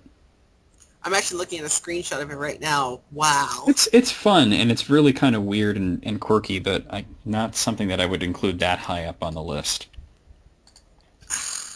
All right, moving on. Number 30, Swords and Serpents. Number 29, Little Samson.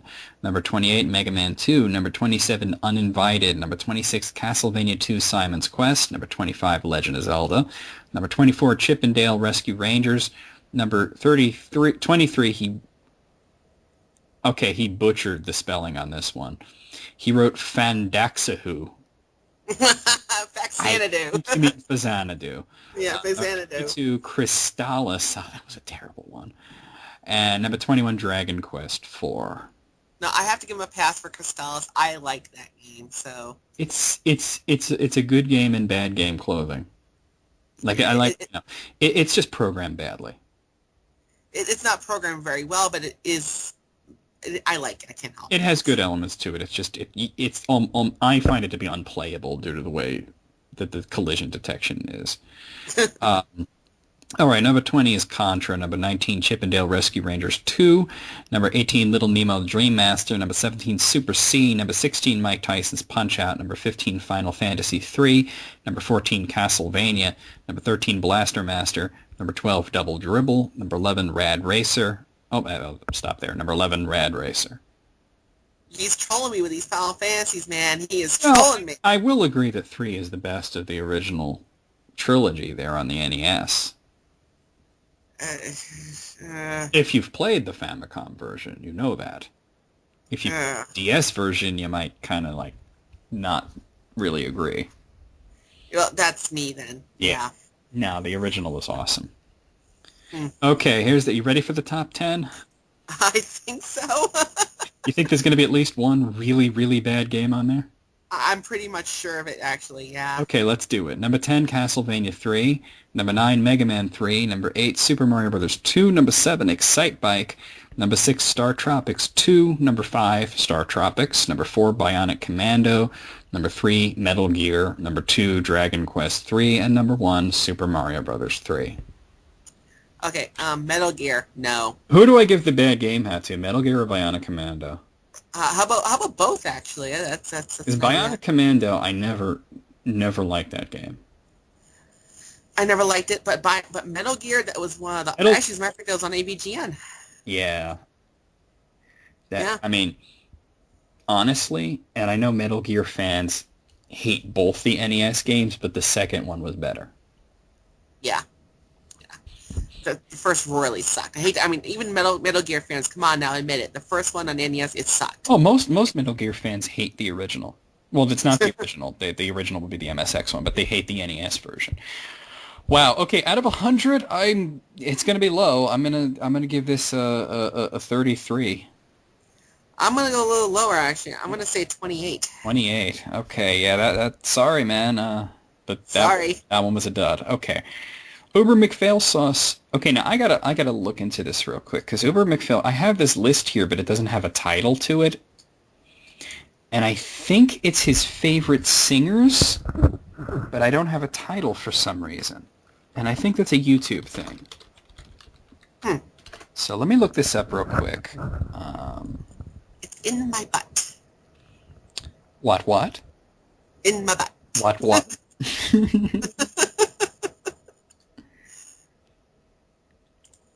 Yeah, the title got truncated here, I think.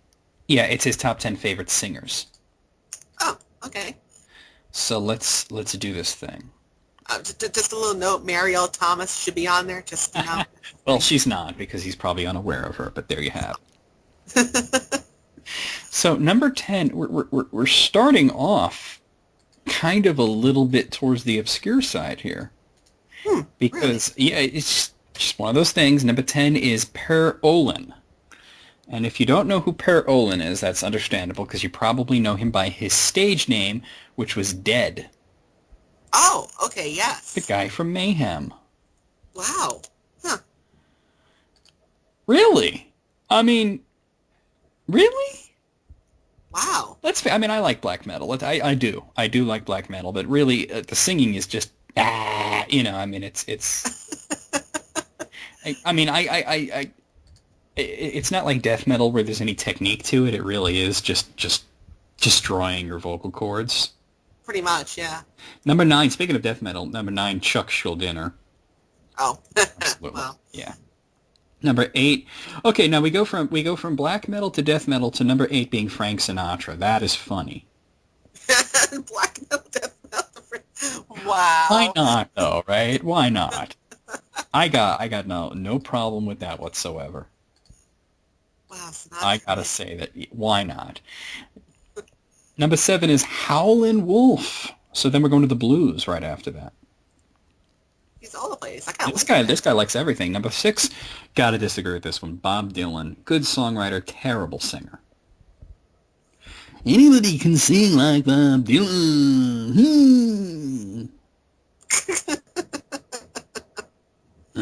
Although these days it's because he's ruined his voice, but he's not a good singer. No, not quite. Great songwriter, great lyricist, not a good singer. Number 5 And this is the only one on the list. I'm actually going to have to look this guy up. Seth Putnam. Do you know who that is? Seth Putnam? It's the only one on the list that I don't know, so I'm Googling Seth Putnam right now. Apparently, okay. Oh, he's been in a bunch of grindcore bands, including Anal Cunt. As a matter of fact, Anal Cunt is the only one of the bands that he's been in that I know who the hell they are. He's also been in Impaled, Northern Moon Forest, Upside Down Cross, Siege, Vaginal Jesus, and Full Blown AIDS. Full blown. Wow. Well, you know, I mean, if you're going to include grindcore vocalists, why not me? I'm just gonna say, right? I do almost all the vocals in Zombie Sneak Attack. So, no, all right, yeah, I like grindcore. He's not the one that I would include, though. I would include Barney from fucking Napalm Death. Because I mean, nobody gets that deep growl quite like he does. Number 4, Tom Araya. I see he was in Slayer, right? Or am I thinking? Yes. No, yeah, Slayer. Okay, he used to be in Slayer. He's not in Slayer anymore. No. That's what I'm thinking. Okay, number 3, Aretha Franklin. Once again, just jumping those genres. I like that though. I dig it. Number 2, Bruce Dickinson. Absolutely. 100%. Absolutely, yes. And really, who could you put above Bruce Dickinson other than, number 1, Ronnie James Dio? Ronnie James Dio. The only one that you could put above that other than Dio would be like maybe Freddie Mercury, but yeah, that's a great list. That is a really great list. I like the different styles. I mean, I don't really agree with Per Olin, but I'm gonna give it Sinatra right after the black metal. I gotta give it a 9.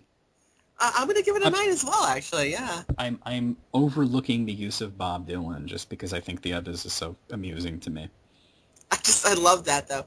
Death metal, black metal, Sinatra. Yeah, and then the blues, and then back to like grindcore, and then yeah, why not, right?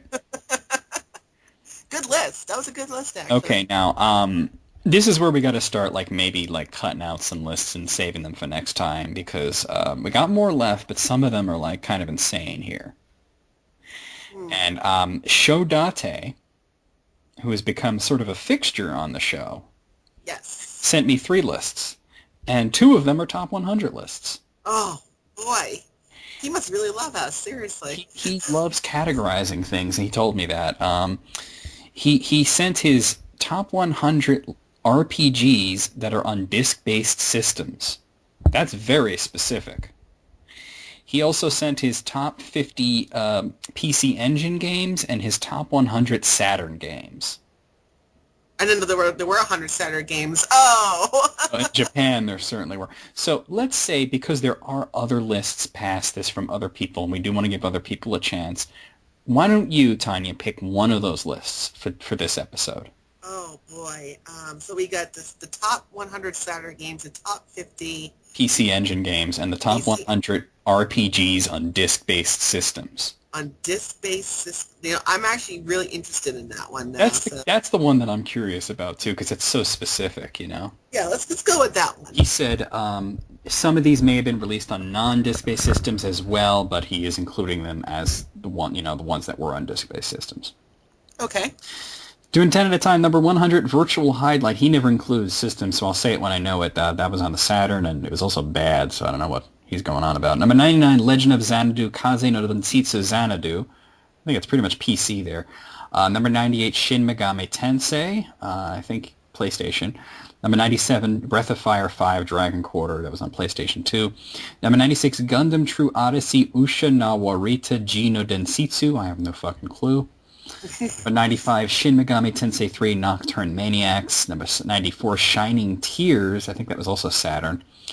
Number 93, Symbol 2000 Series Volume 44, The Hajimete no RPG. Okay. Number 92, Chrono Cross. That kind of alarms me. And number 91, Dragon Knights Glorious. Chrono Cross so low. But 92, man, that's harsh, man. That's only a little bit above a Virtual Highlight. That's not good. That's alarming. All right, moving on. Number 90, Eili no Atelier Salberg no Renkin Jutsushu 2. It's Right. Atelier Iris, too. Number 89, Shin Megami Tensei Devil Children. Number 88, Poporogu. Number 84 is Momotaro Densitsu.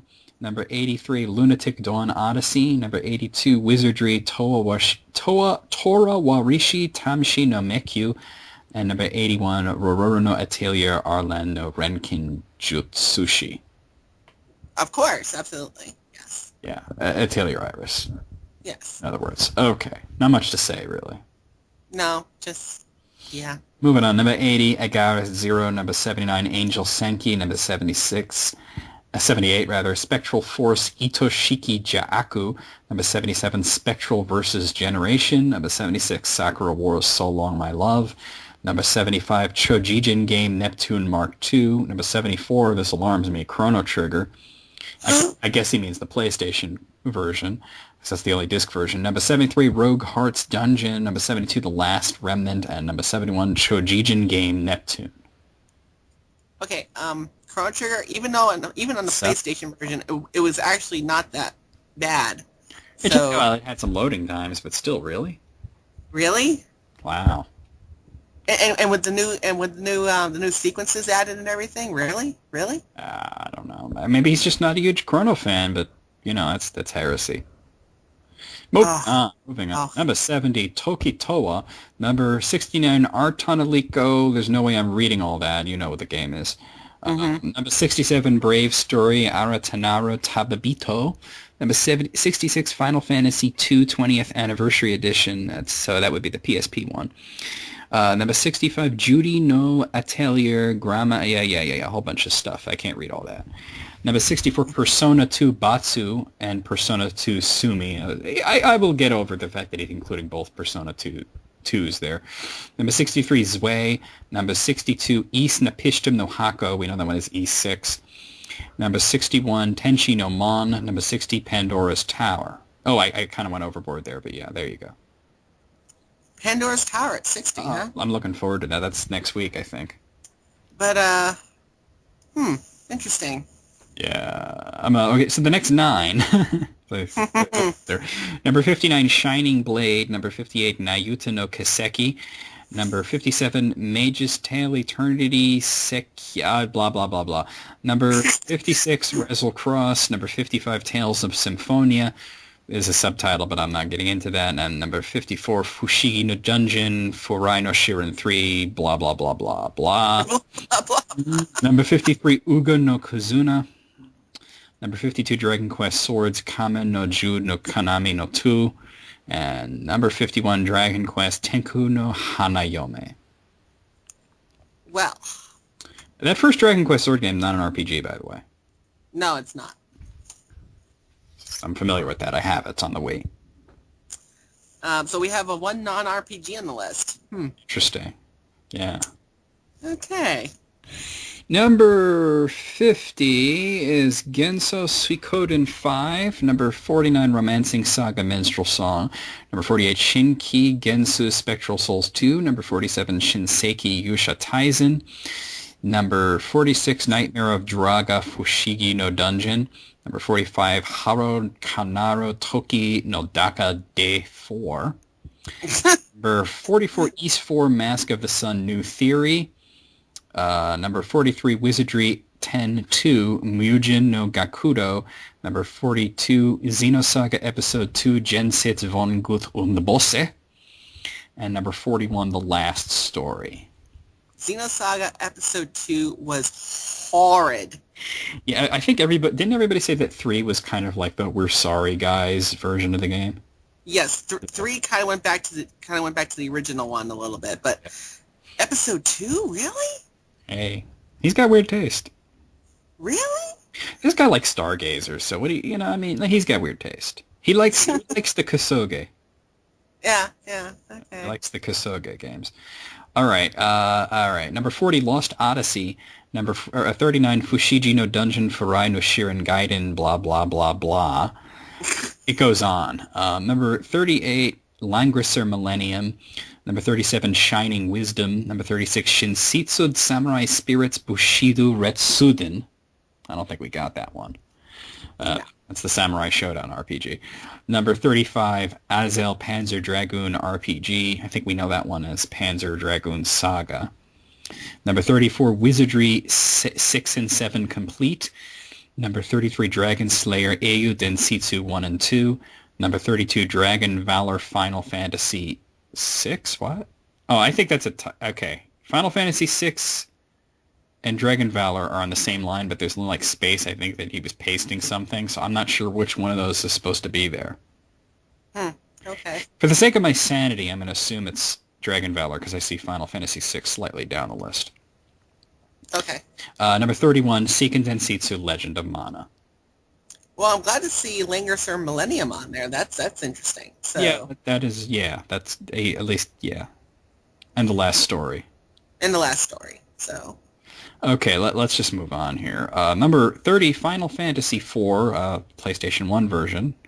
Number 29, First Queen 4, Varsha Senki. Number 38, Brave Fencer Musashiden. We know that one as Brave Fencer Musashi. Yeah. Number 27, Diablo. Number 26, Farland Saga Toki no Michi Shirube. Number 25, Grow Lancer. Number 24, Final Fantasy VI. PlayStation 1 version. Number 23, Fire Emblem Akatsuki no Megami.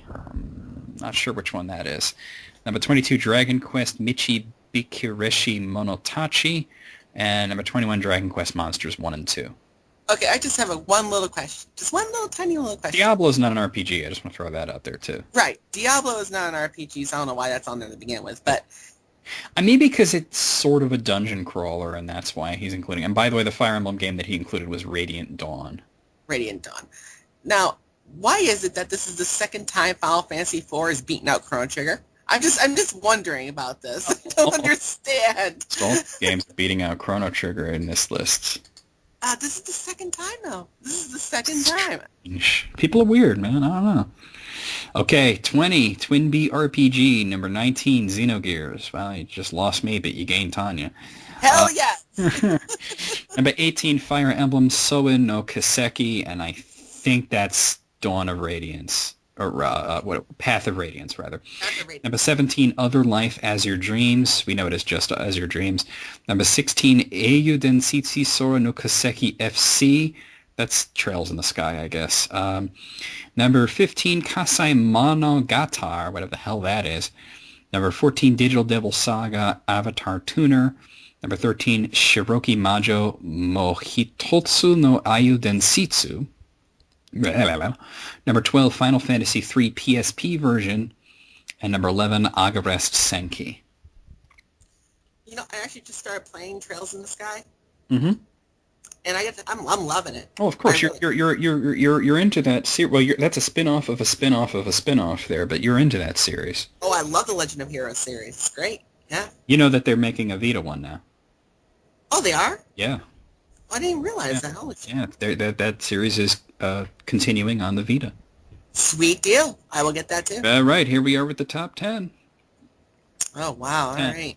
Final Fantasy IV, The After Years. Number 9, Unchained Blades XIV. And it's literally EXXIV. What? Or maybe it's supposed to be Unchained Blades EX14. That sounds better. Yeah, that sounds better. Because there's no space, though. Number 8, East 1 and 2 Chronicles. That's the PSP version. Number 7, Final Fantasy Tactics. Number 6, Shin Megami Tensei Devil Summoner. Number 5, Demon Souls. Number 4, Shining Hearts. Number 3, Xenoblade. We know it as Xenoblade Chronicles. Number 2, Dragon Quest Sora to Umi Daichi no Nora Warishi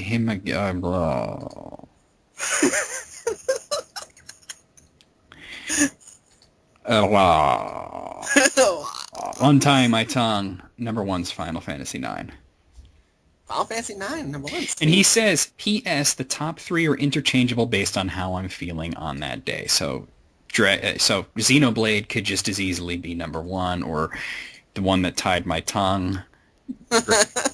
Dragon Quest Sora to Umi no Daichi Nora Warishi Hime Gimme Blappity Bloop. It's Dragon Quest 8. Yeah. Yeah. It translates to like the earth, the ground, the sky, and the cursed princess, I think. What was number 10 again? Final Fantasy IV After Years. I'm actually glad to see that on I'm there. glad to see that on there too. I'm glad to. I do have to call him out for Demon Souls though. Yeah. Yeah. It's questionable whether or not you can call Demon Souls an RPG. Normally I don't though. I will give it to him as an action RPG. That's very questionable. I will That's give like it to him as an Mortal action RPG. I mean, you could say that the actual combat's not all that different from like Skyrim. So Well, I will give him that. all right. Yeah, I guess so. I mean, the sequel. The sequel? I don't know. Like, if you include Dark Souls, I would probably tell him no. But Demon Souls did have a lot more RPG in it. Yeah. So, but okay. Out of 100, what are you gonna say? It's a bizarre list, but we're used to bizarre lists. Oh, So God. I'm gonna say the Chrono Trigger and Final Fantasy IV again. so many. I'm gonna say 72. That's what I'm gonna say. You're funny because I was gonna give it a 69 just to be funny. So let's do that. 69 and 72. Okay. Yeah, 72. I guess this is 69 with three fingers up your ass. All right. Now, okay. I'm going to skip this next one too. We'll save it for next time. Moogle Master sent me top 100 Super NES games from the website sidlexia.com. I've actually seen that list, but we'll get back to that one. I want to get some of these shorter lists out there. Oh, well, it's another really long one. I think we're done with really long list for today. You know what I mean? Yeah. Puffness sent his, and I look forward to this, top 100 worst games. Oh, okay, yeah. So we will be doing that next time. Okay. Lugnal sent his top 10 movies that he's seen, top 10 movies he's not seen, his top 5 actresses, and his top 5 actors. Okay, so top 10 movies that he's seen. Okay, so yeah, we'll start with that. He says he would have written entries for every entry, but I didn't want to waste your time too much. So these are his top 10 movies, in other words, because he's seen all of these. Okay. So it's strange, I know, but here we go. Number 10, Equilibrium. I have not seen Equilibrium, so... I have. Okay, how was it? I heard it was good. It was actually pretty damn good. Okay, number 9, Seven Samurai. That's a good one. Mm-hmm. Number 8, V for Vendetta. I would not put it in the top 10, but it was fun. Yeah. Yeah. Number 7, My Way. Really? My Way? Not what I would expect. No. Number 6 was Wanted. Wanted was awful. Actually, you know what? I hate to say it, I actually kind of like that movie. Let me see if it's the same reason that he says. He says it's good to watch an action movie that gives physics the finger. Yes. It was dumb. It was dumb. I mean, come on, the magic loom. The magic...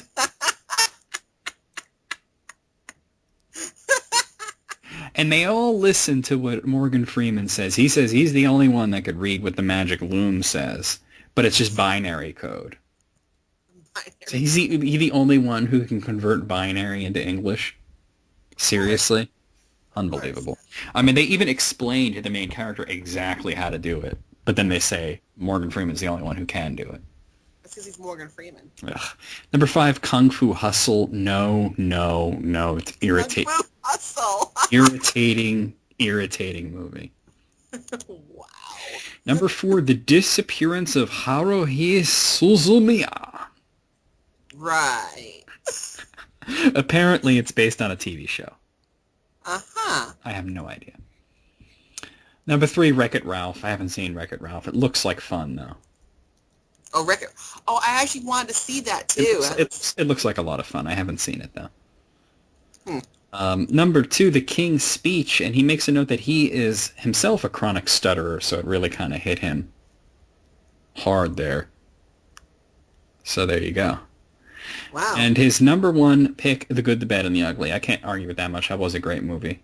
That was a A great very strange top 10 list. I don't know, though. I Wanted, Kung Fu Hustle, I got to knock off major points out. I'm going to give it a 5.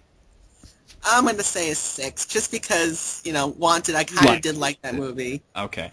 Now, he does explain what he means. Okay, so this is like his top 10 movies that he hasn't seen. He explains these are movies that everyone has been yelling at him to watch or that he just wants to see and hasn't, and he will be lumping some movies of the same series together in one entry. Okay. Okay, so these are the top 10 things he hasn't seen. Number 10, Reservoir Dogs. Yes, you need to see Reservoir Dogs. You need to see that, yes. Number 9, Saving Private Ryan. Yes, you need to see it. Absolutely. Number 8, Casablanca. Yeah, I mean, Jesus Christ, catch it on fucking TV one day. Number 7, The Godfather Parts 2 and 3. Apparently he's seen the first one. Well, Part 2 is mandatory. Oh, yeah. Part 3, not so much. Not so much.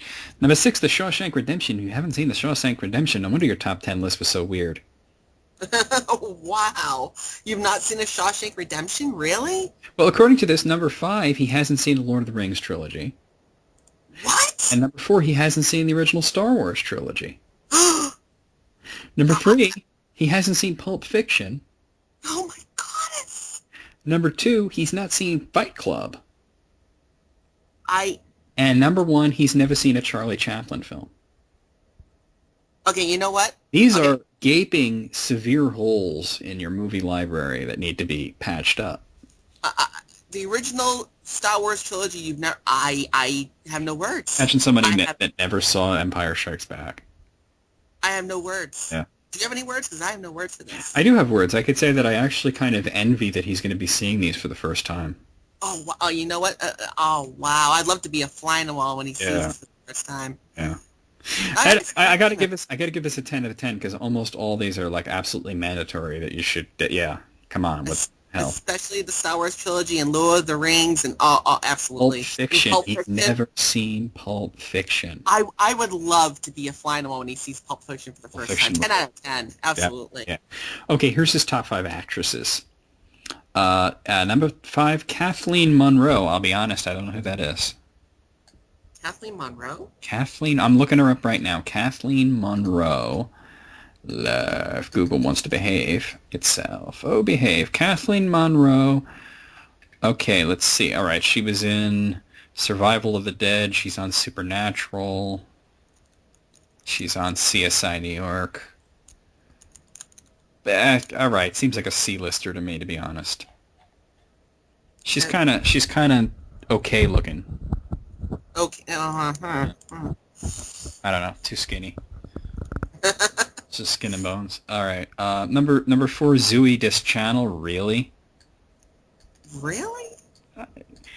I mean, no, really, really, Zooey. Really? I mean, okay, she's cute, but not much of an actress. She kind of sucks as an actress. I mean, she's good looking, but she's not much of an actress. No, not at all.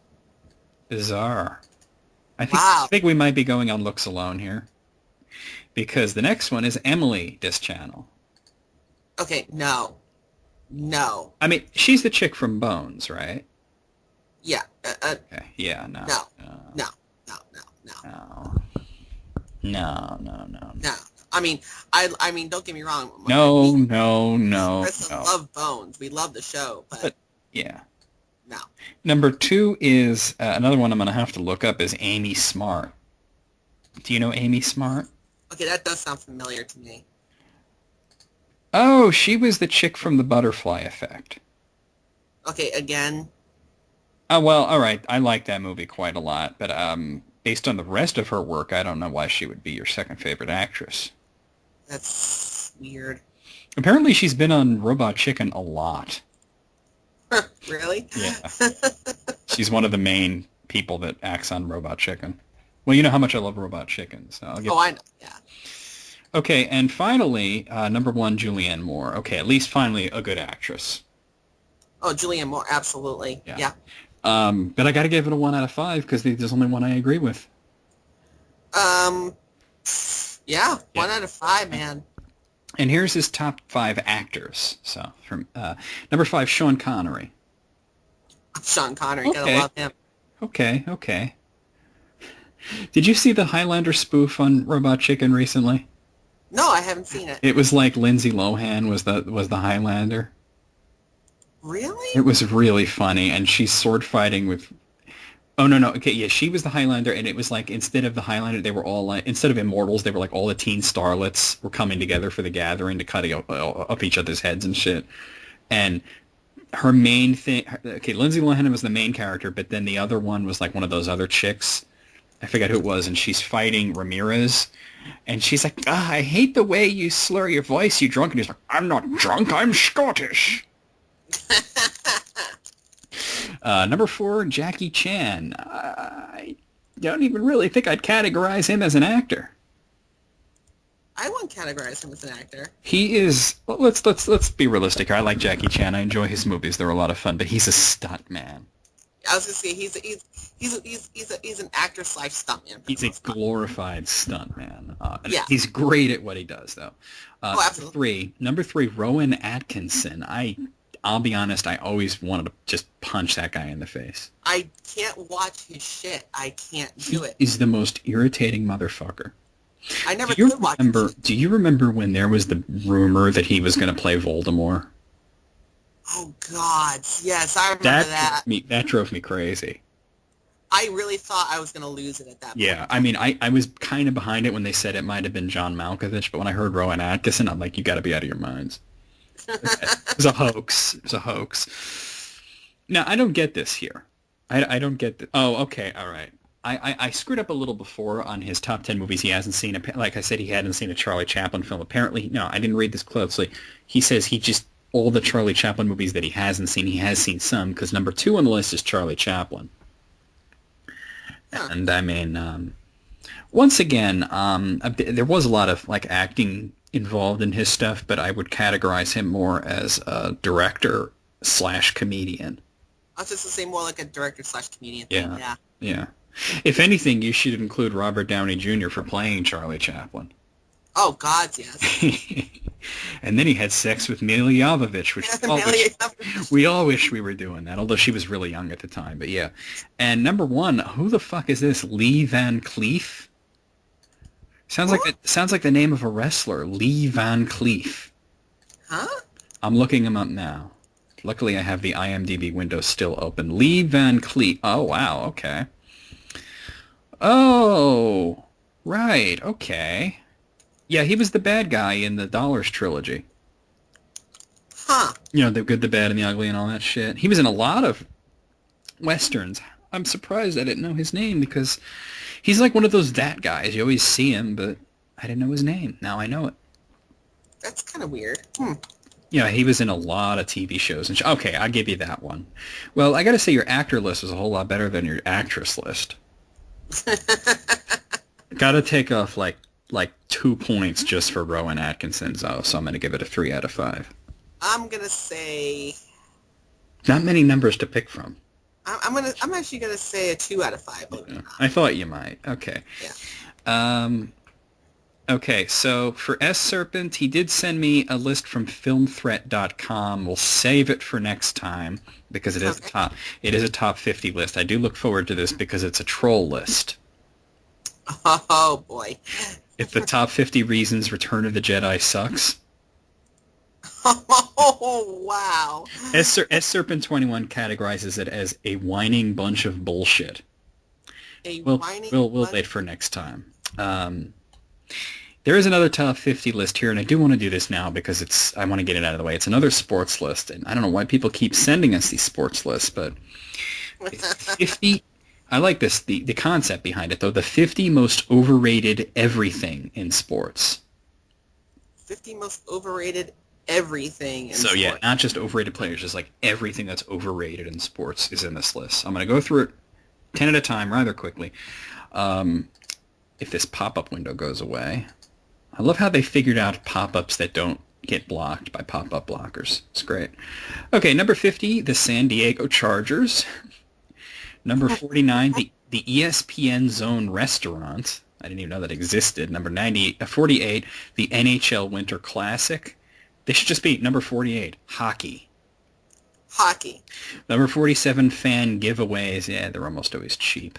Number 46, fantasy football experts. Number 45, distractions. Number 44, Pac-12 football. Number 43, the excessively bearded. Wow, that guy's got a beard like Castro. I have no idea who it is, though. Number 42, the Angels and the Dodgers. They're combining them, I guess. And number 41, the Kentucky Derby. The Kentucky Derby. I gotta say, I agree so far. All of those things are terribly overrated. Yeah. Yeah. I like what they wrote here about the Kentucky Derby. It says the Kentucky Derby is the one event per year that forces the mainstream sports media to pretend they care about horse racing. Pretend they care about horse racing. I mean, you know, for all the hoopla, it lasts about 2 minutes. I'd say so. Yeah. Okay, continuing. Number 40, the Triple Crown, which includes the Kentucky Derby, by the way. Number 39, Notre Dame football. Number 38, sunflower seeds. Yes. And if you're wondering what that has to do with sports, that they sell them at baseball games. Number 37, pre- and post-game shows. Number 36, selecting a running back in the first round. Number 35, Washington Capitals. Number 34, University of Oregon's uniforms. Number 33, the NFL Pro Bowl. Number 32, Big League Chew. And number 31, the NBA coaches. I got to talk about the Big League Chew here for a second. This should be number 1. This stuff is vile. It's disgusting.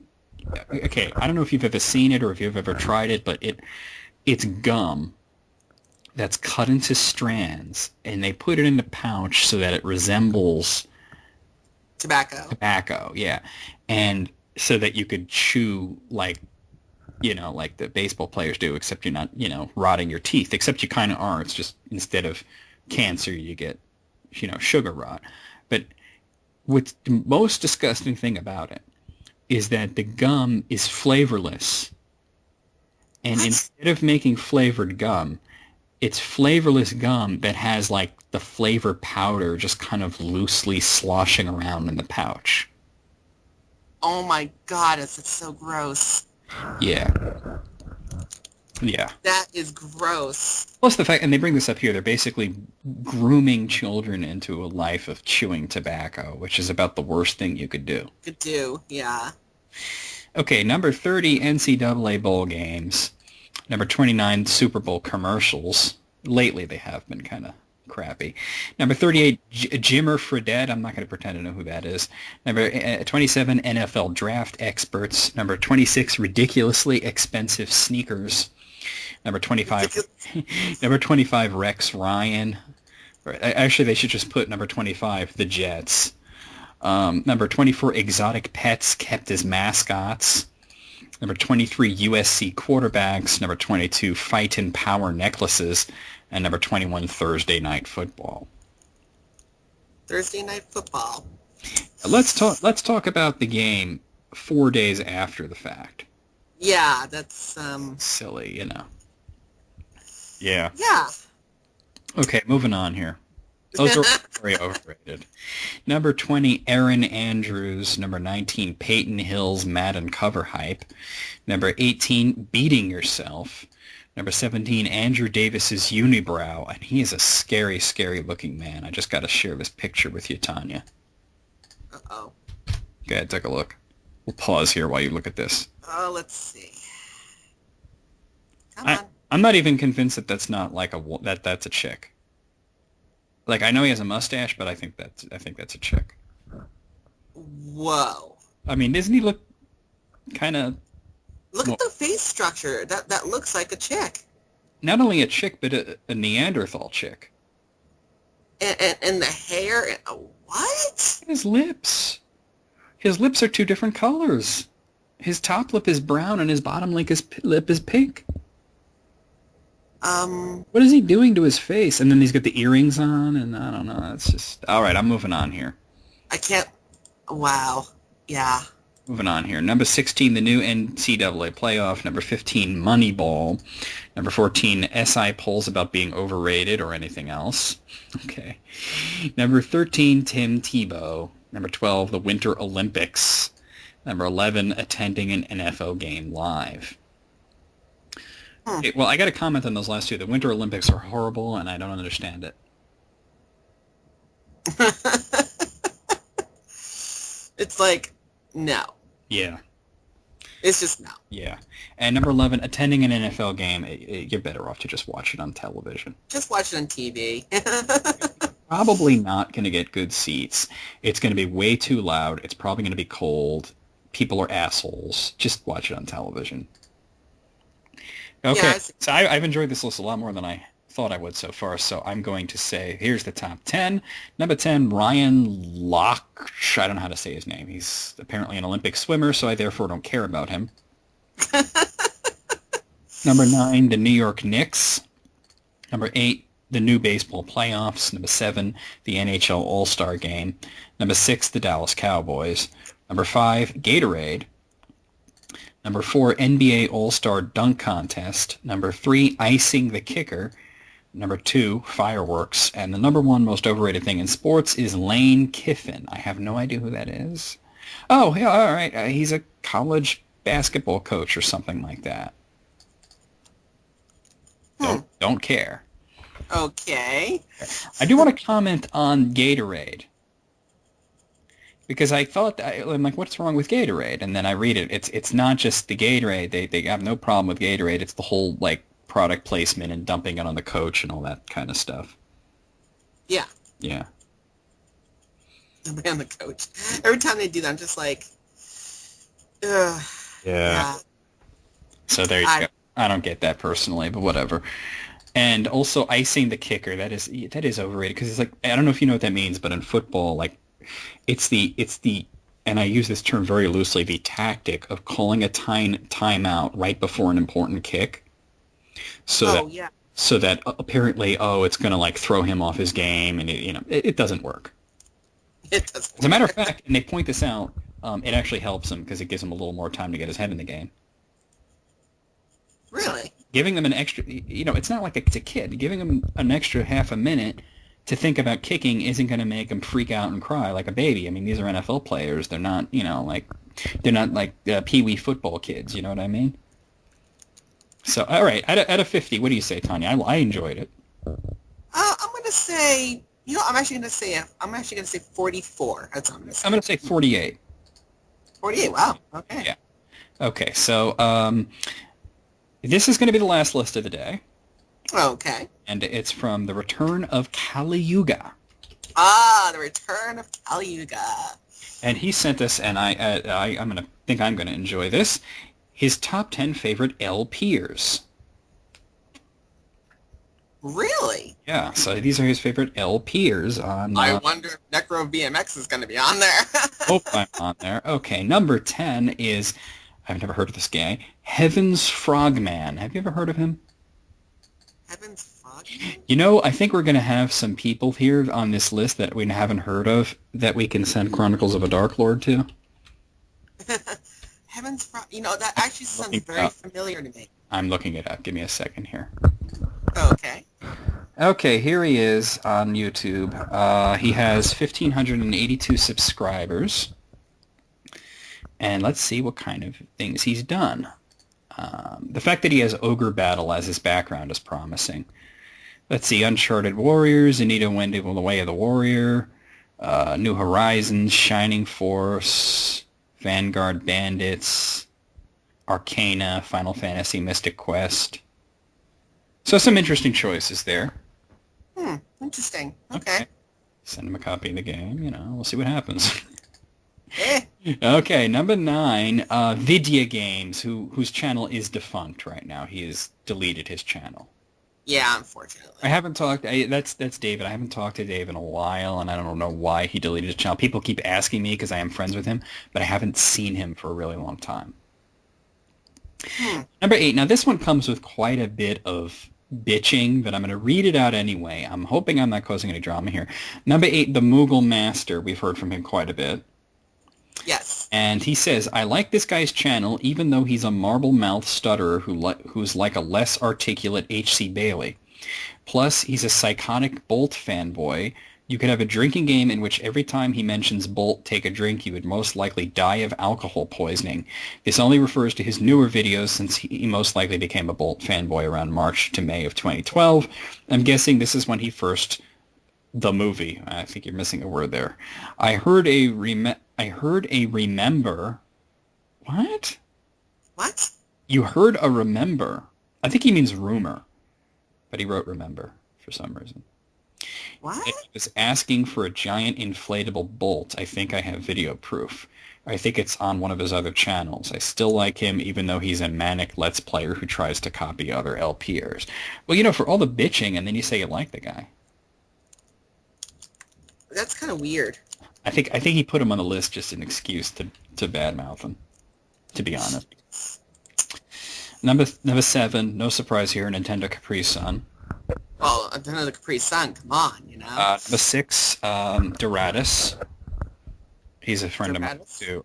His channel name is I Doratus. He's a friend of mine. He does videos very similar to mine, and he's got kind of like the same type of attitude.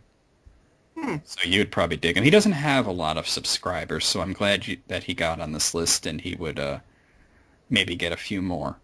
Yeah, I'll check him out, you know. Here's one I haven't heard of. Team Asshat. Team Asshat. So when this person was coming up with his name, this is what he came up with. All right, let's see. Team Asshat has 160 subscribers, a very ugly background, and apparently he's done The Wind Waker, a game called Xeno Clash, which I've never heard of, Grand Theft Auto 4, Alien vs. Predator, some Elmo game. He seems to jump all over the place. It's kind of weird. That is strange.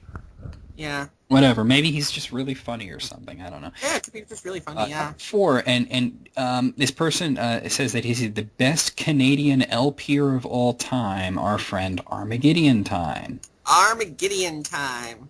Who needs to get a PC? See, or as I like to call him, Armagiggity Time. Armageddon Time. Giggity, giggity, gig. Giggity. So there you go. You made the list, Jesse. Number 3, another one of my friends, Mega Gray. Oh, Mega Gray. Gray. He's not really an LPer, though. He's only sort of recently started to try and do LPs. He's more of a reviewer.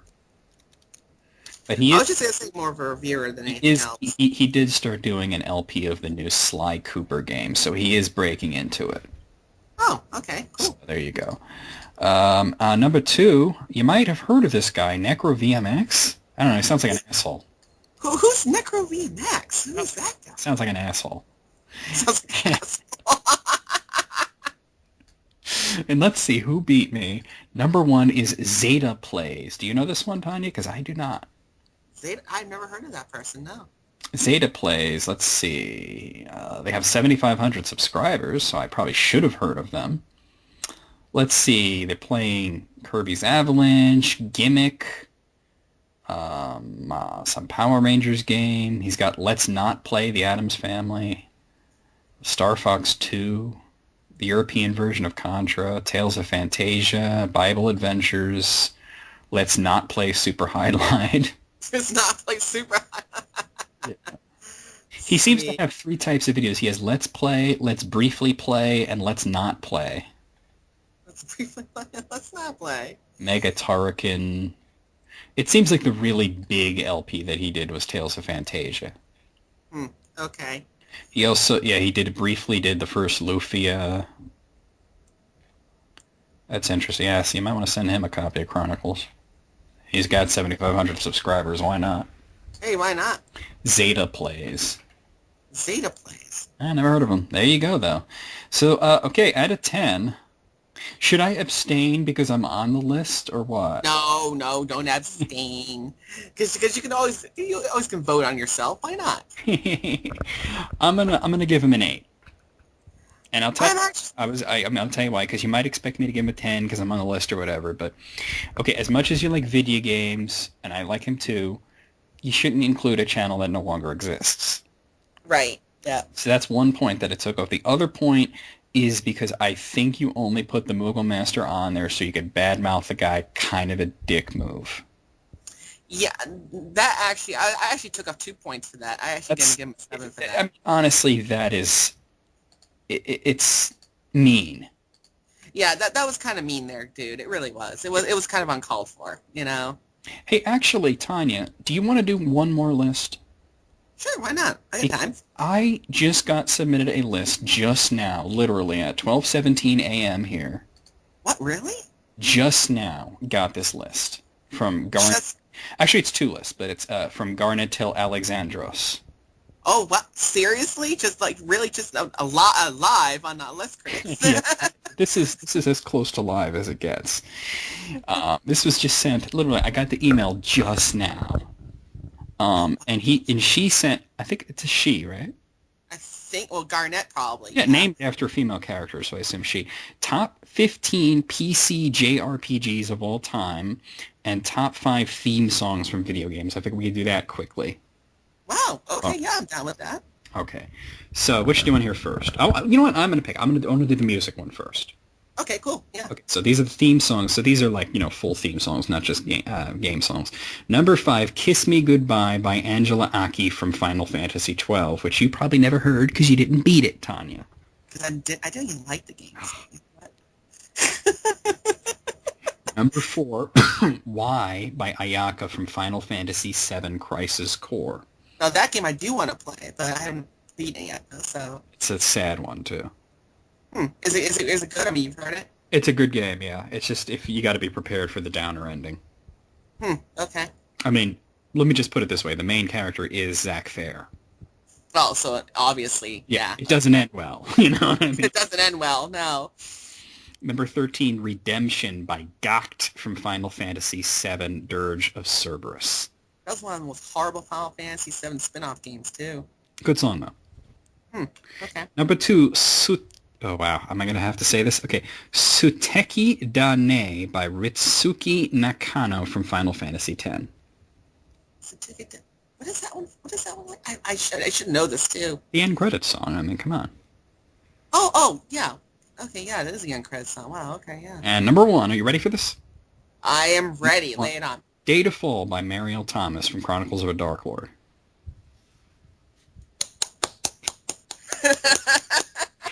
Mariel will be happy. Mariel will be She'll be very happy. Yeah, she needs to hear that. That's wow. Thank you. That's awesome. Yeah.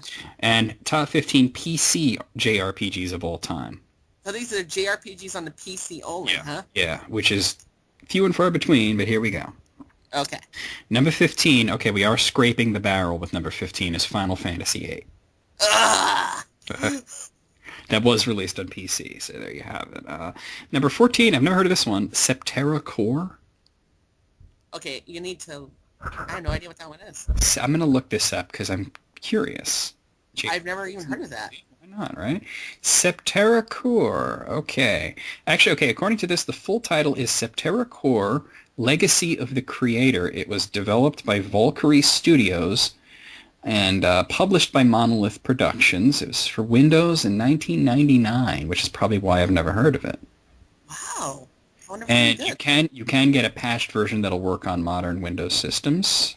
And according to this, they don't say whether it's good or not. There's no reviews on here. Wow. Whatever. Huh. Yeah.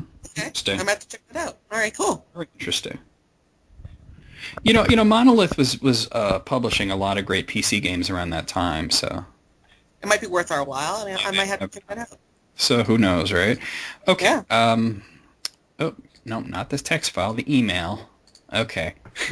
Number 13, another one I never heard of, Alpha Komori Episode 1. I never heard of that either. What the hell is that? Okay, another one we're going to be looking up. Alpha Komori. Oh, I have to say, at least thank you for bringing these to our attention, because I have no idea what the hell they were. It came out in 2011. It's an anime-inspired trilogy of bright and colorful episodic sprite-based role-playing games. It has a highly philosophical plot combined with traditional Japanese RPG turn-based battle system. And it was used in RPG Maker. Oh, wow. So kind Okay. of up our alley, huh? Yeah, never heard of it, but there you go. Oh, I might check that out too. Wow. Okay. Cool. There you go. Okay, keep clicking on the wrong thing. Okay, number 12 is another one I never heard of, Cladun X2. Okay. Now I have no idea about that one. All right, well, let's look into it. Cladun. Clad Dune. Sounds Huh? like a typo to me. Well, I found their official website. Apparently, they are all on Steam, and the website is one of those flash dealies, so it's loading. Oh, wow, that's ugly. Okay, well, maybe you play. It looks kind of like an overhead version of the first King's Quest. Huh. Interesting. It's cutesy sort of thing, you know. I'm not really digging the graphics, but I'm sure it's decent. Okay, so there you go. Let's see. Got to close some of these tabs here. Oh, actually, I think I shouldn't have closed that one, but that's okay. I can bring it back very easily. Sorry, Garnet. Like I said, we're doing this live, kind of. Number 11, Final Fantasy VII, which was originally released on PC along with PlayStation. Recently, though, there's the Steam version.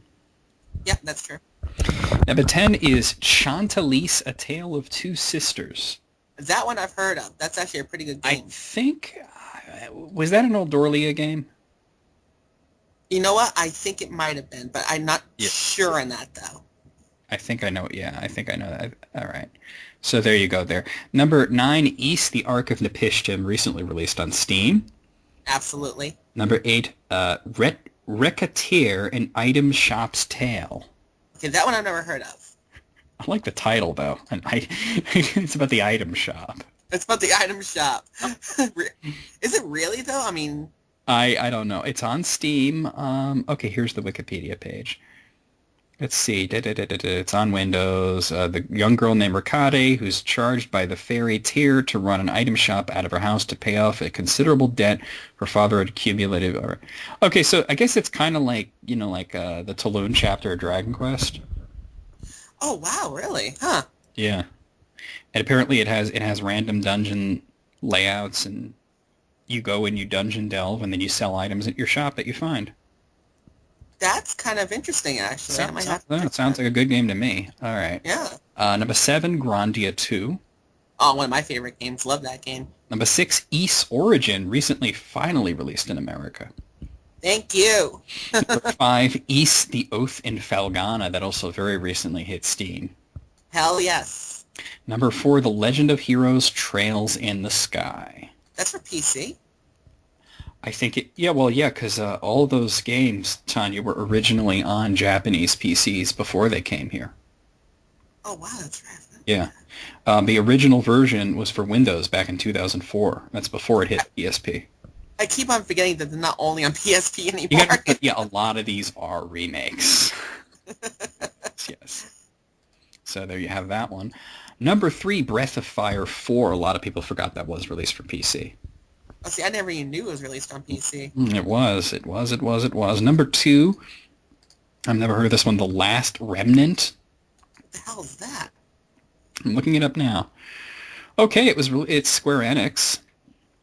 Really? Yeah, it's Square Enix. It came out in 2008 for Xbox 360 and Windows. Huh. And then was released the next year on Steam. It's an action RPG. Huh. Interesting. The Last Remnant. Yeah. Does it look any good? Just based on the screenshot, it looks like it might be fun. I mean, it looks like almost like a more polished Dragon Guard. Really? Yeah. Apparently, they're trying to get a PlayStation 3 version out, but that's not always the easiest thing to do. Oh, it doesn't look that bad at all, actually. I might have to actually check that out. Yeah, right. And her number 1 pick is a game you might have heard of, Chronicles of the Dark Lord, Episode 1, Tides of Fate. Oh, thank you. You might have heard of it. I don't know. Sounds like it might have been made by assholes. I think so. Asshole Studios. Asshole.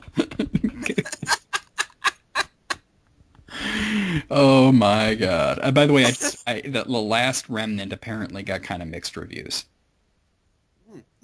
Okay. I have it on Metacritic. It has a 66.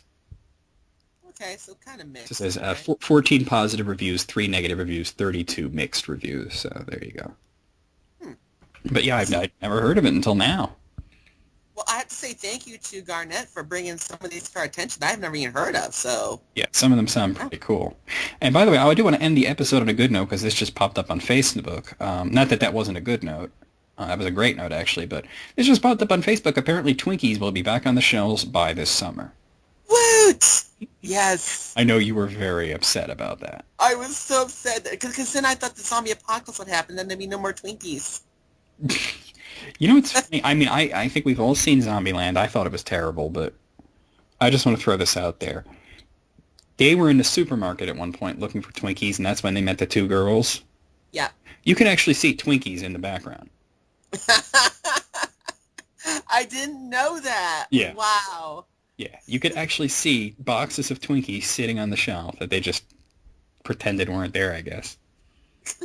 That's wow.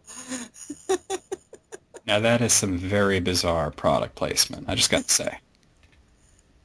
I actually thought those theme song things were actually pretty cool. I didn't even realize some of them were even around, so it's pretty cool. So Kudos to Marielle, right?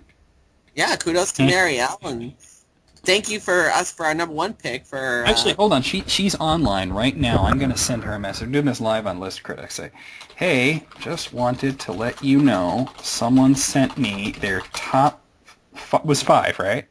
Top 5, I think. 5 favorite theme songs from RPGs, and Day to Fall was number 1. I mean, I'm it's going to her phone, so I don't know how quickly she'll respond. But yeah, okay. Thanks for sending a lists,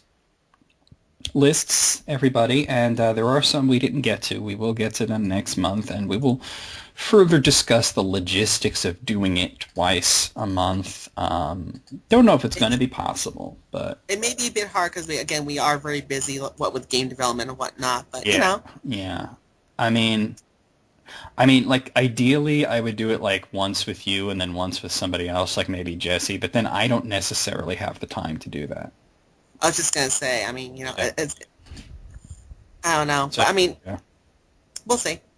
You know what? I just want to point this out, by the way. This has nothing to do with List Critics. I'm just rambling at this point because I'm filibustering, hoping that Marielle will respond. You know that show Wife Swap? Oh, Wife Swap, yeah. Yeah. You and Carissa should do that. Oh, wow. Because, like, I don't know which of you would be considered the wife. I guess you'd have to pick. But imagine, like, if they swapped you with, like, some fundy or something. Oh, my goddess. That would be great TV. A lesbian couple. Yeah, they get the lesbian game developers, and then you'd swap with like somebody who's like an anti-video game activist. Like, is Jack Thompson married? Oh my god! Not just game design people, and not only lesbians, but also pagan too. So there's yeah. So it's a little bit of I think that would be like really great TV. I just want to. Because I was actually watching that show earlier, and I'm thinking I'd imagine that they would have to keep Carissa at home. She would have to be the one to deal with the wife coming in. Because if she went into the house like that, she'd probably destroy it. Carissa would destroy everything in sight. Maybe nothing left. So, yeah. Well, okay, I'm not getting an answer from Marielle. She's probably not looking at her phone. She might be doing karaoke or something. So we're going to end the episode here. It's certainly been long enough. And it's been a great episode, I have to say. Some great lists there, some odd lists, but, We like the odd lists, though. We get to make fun of them. Yay! Yay! By the way, did you hear me clapping there? I did. The scary part is I was doing that with my feet. Oh, wow. I don't know why because I can't clap with my hands because I'm holding the microphone. So I could tap the microphone like that, but then it's just too loud, All right, I will say sayonara, motherfuckers. Have a great one. Enjoy yourselves.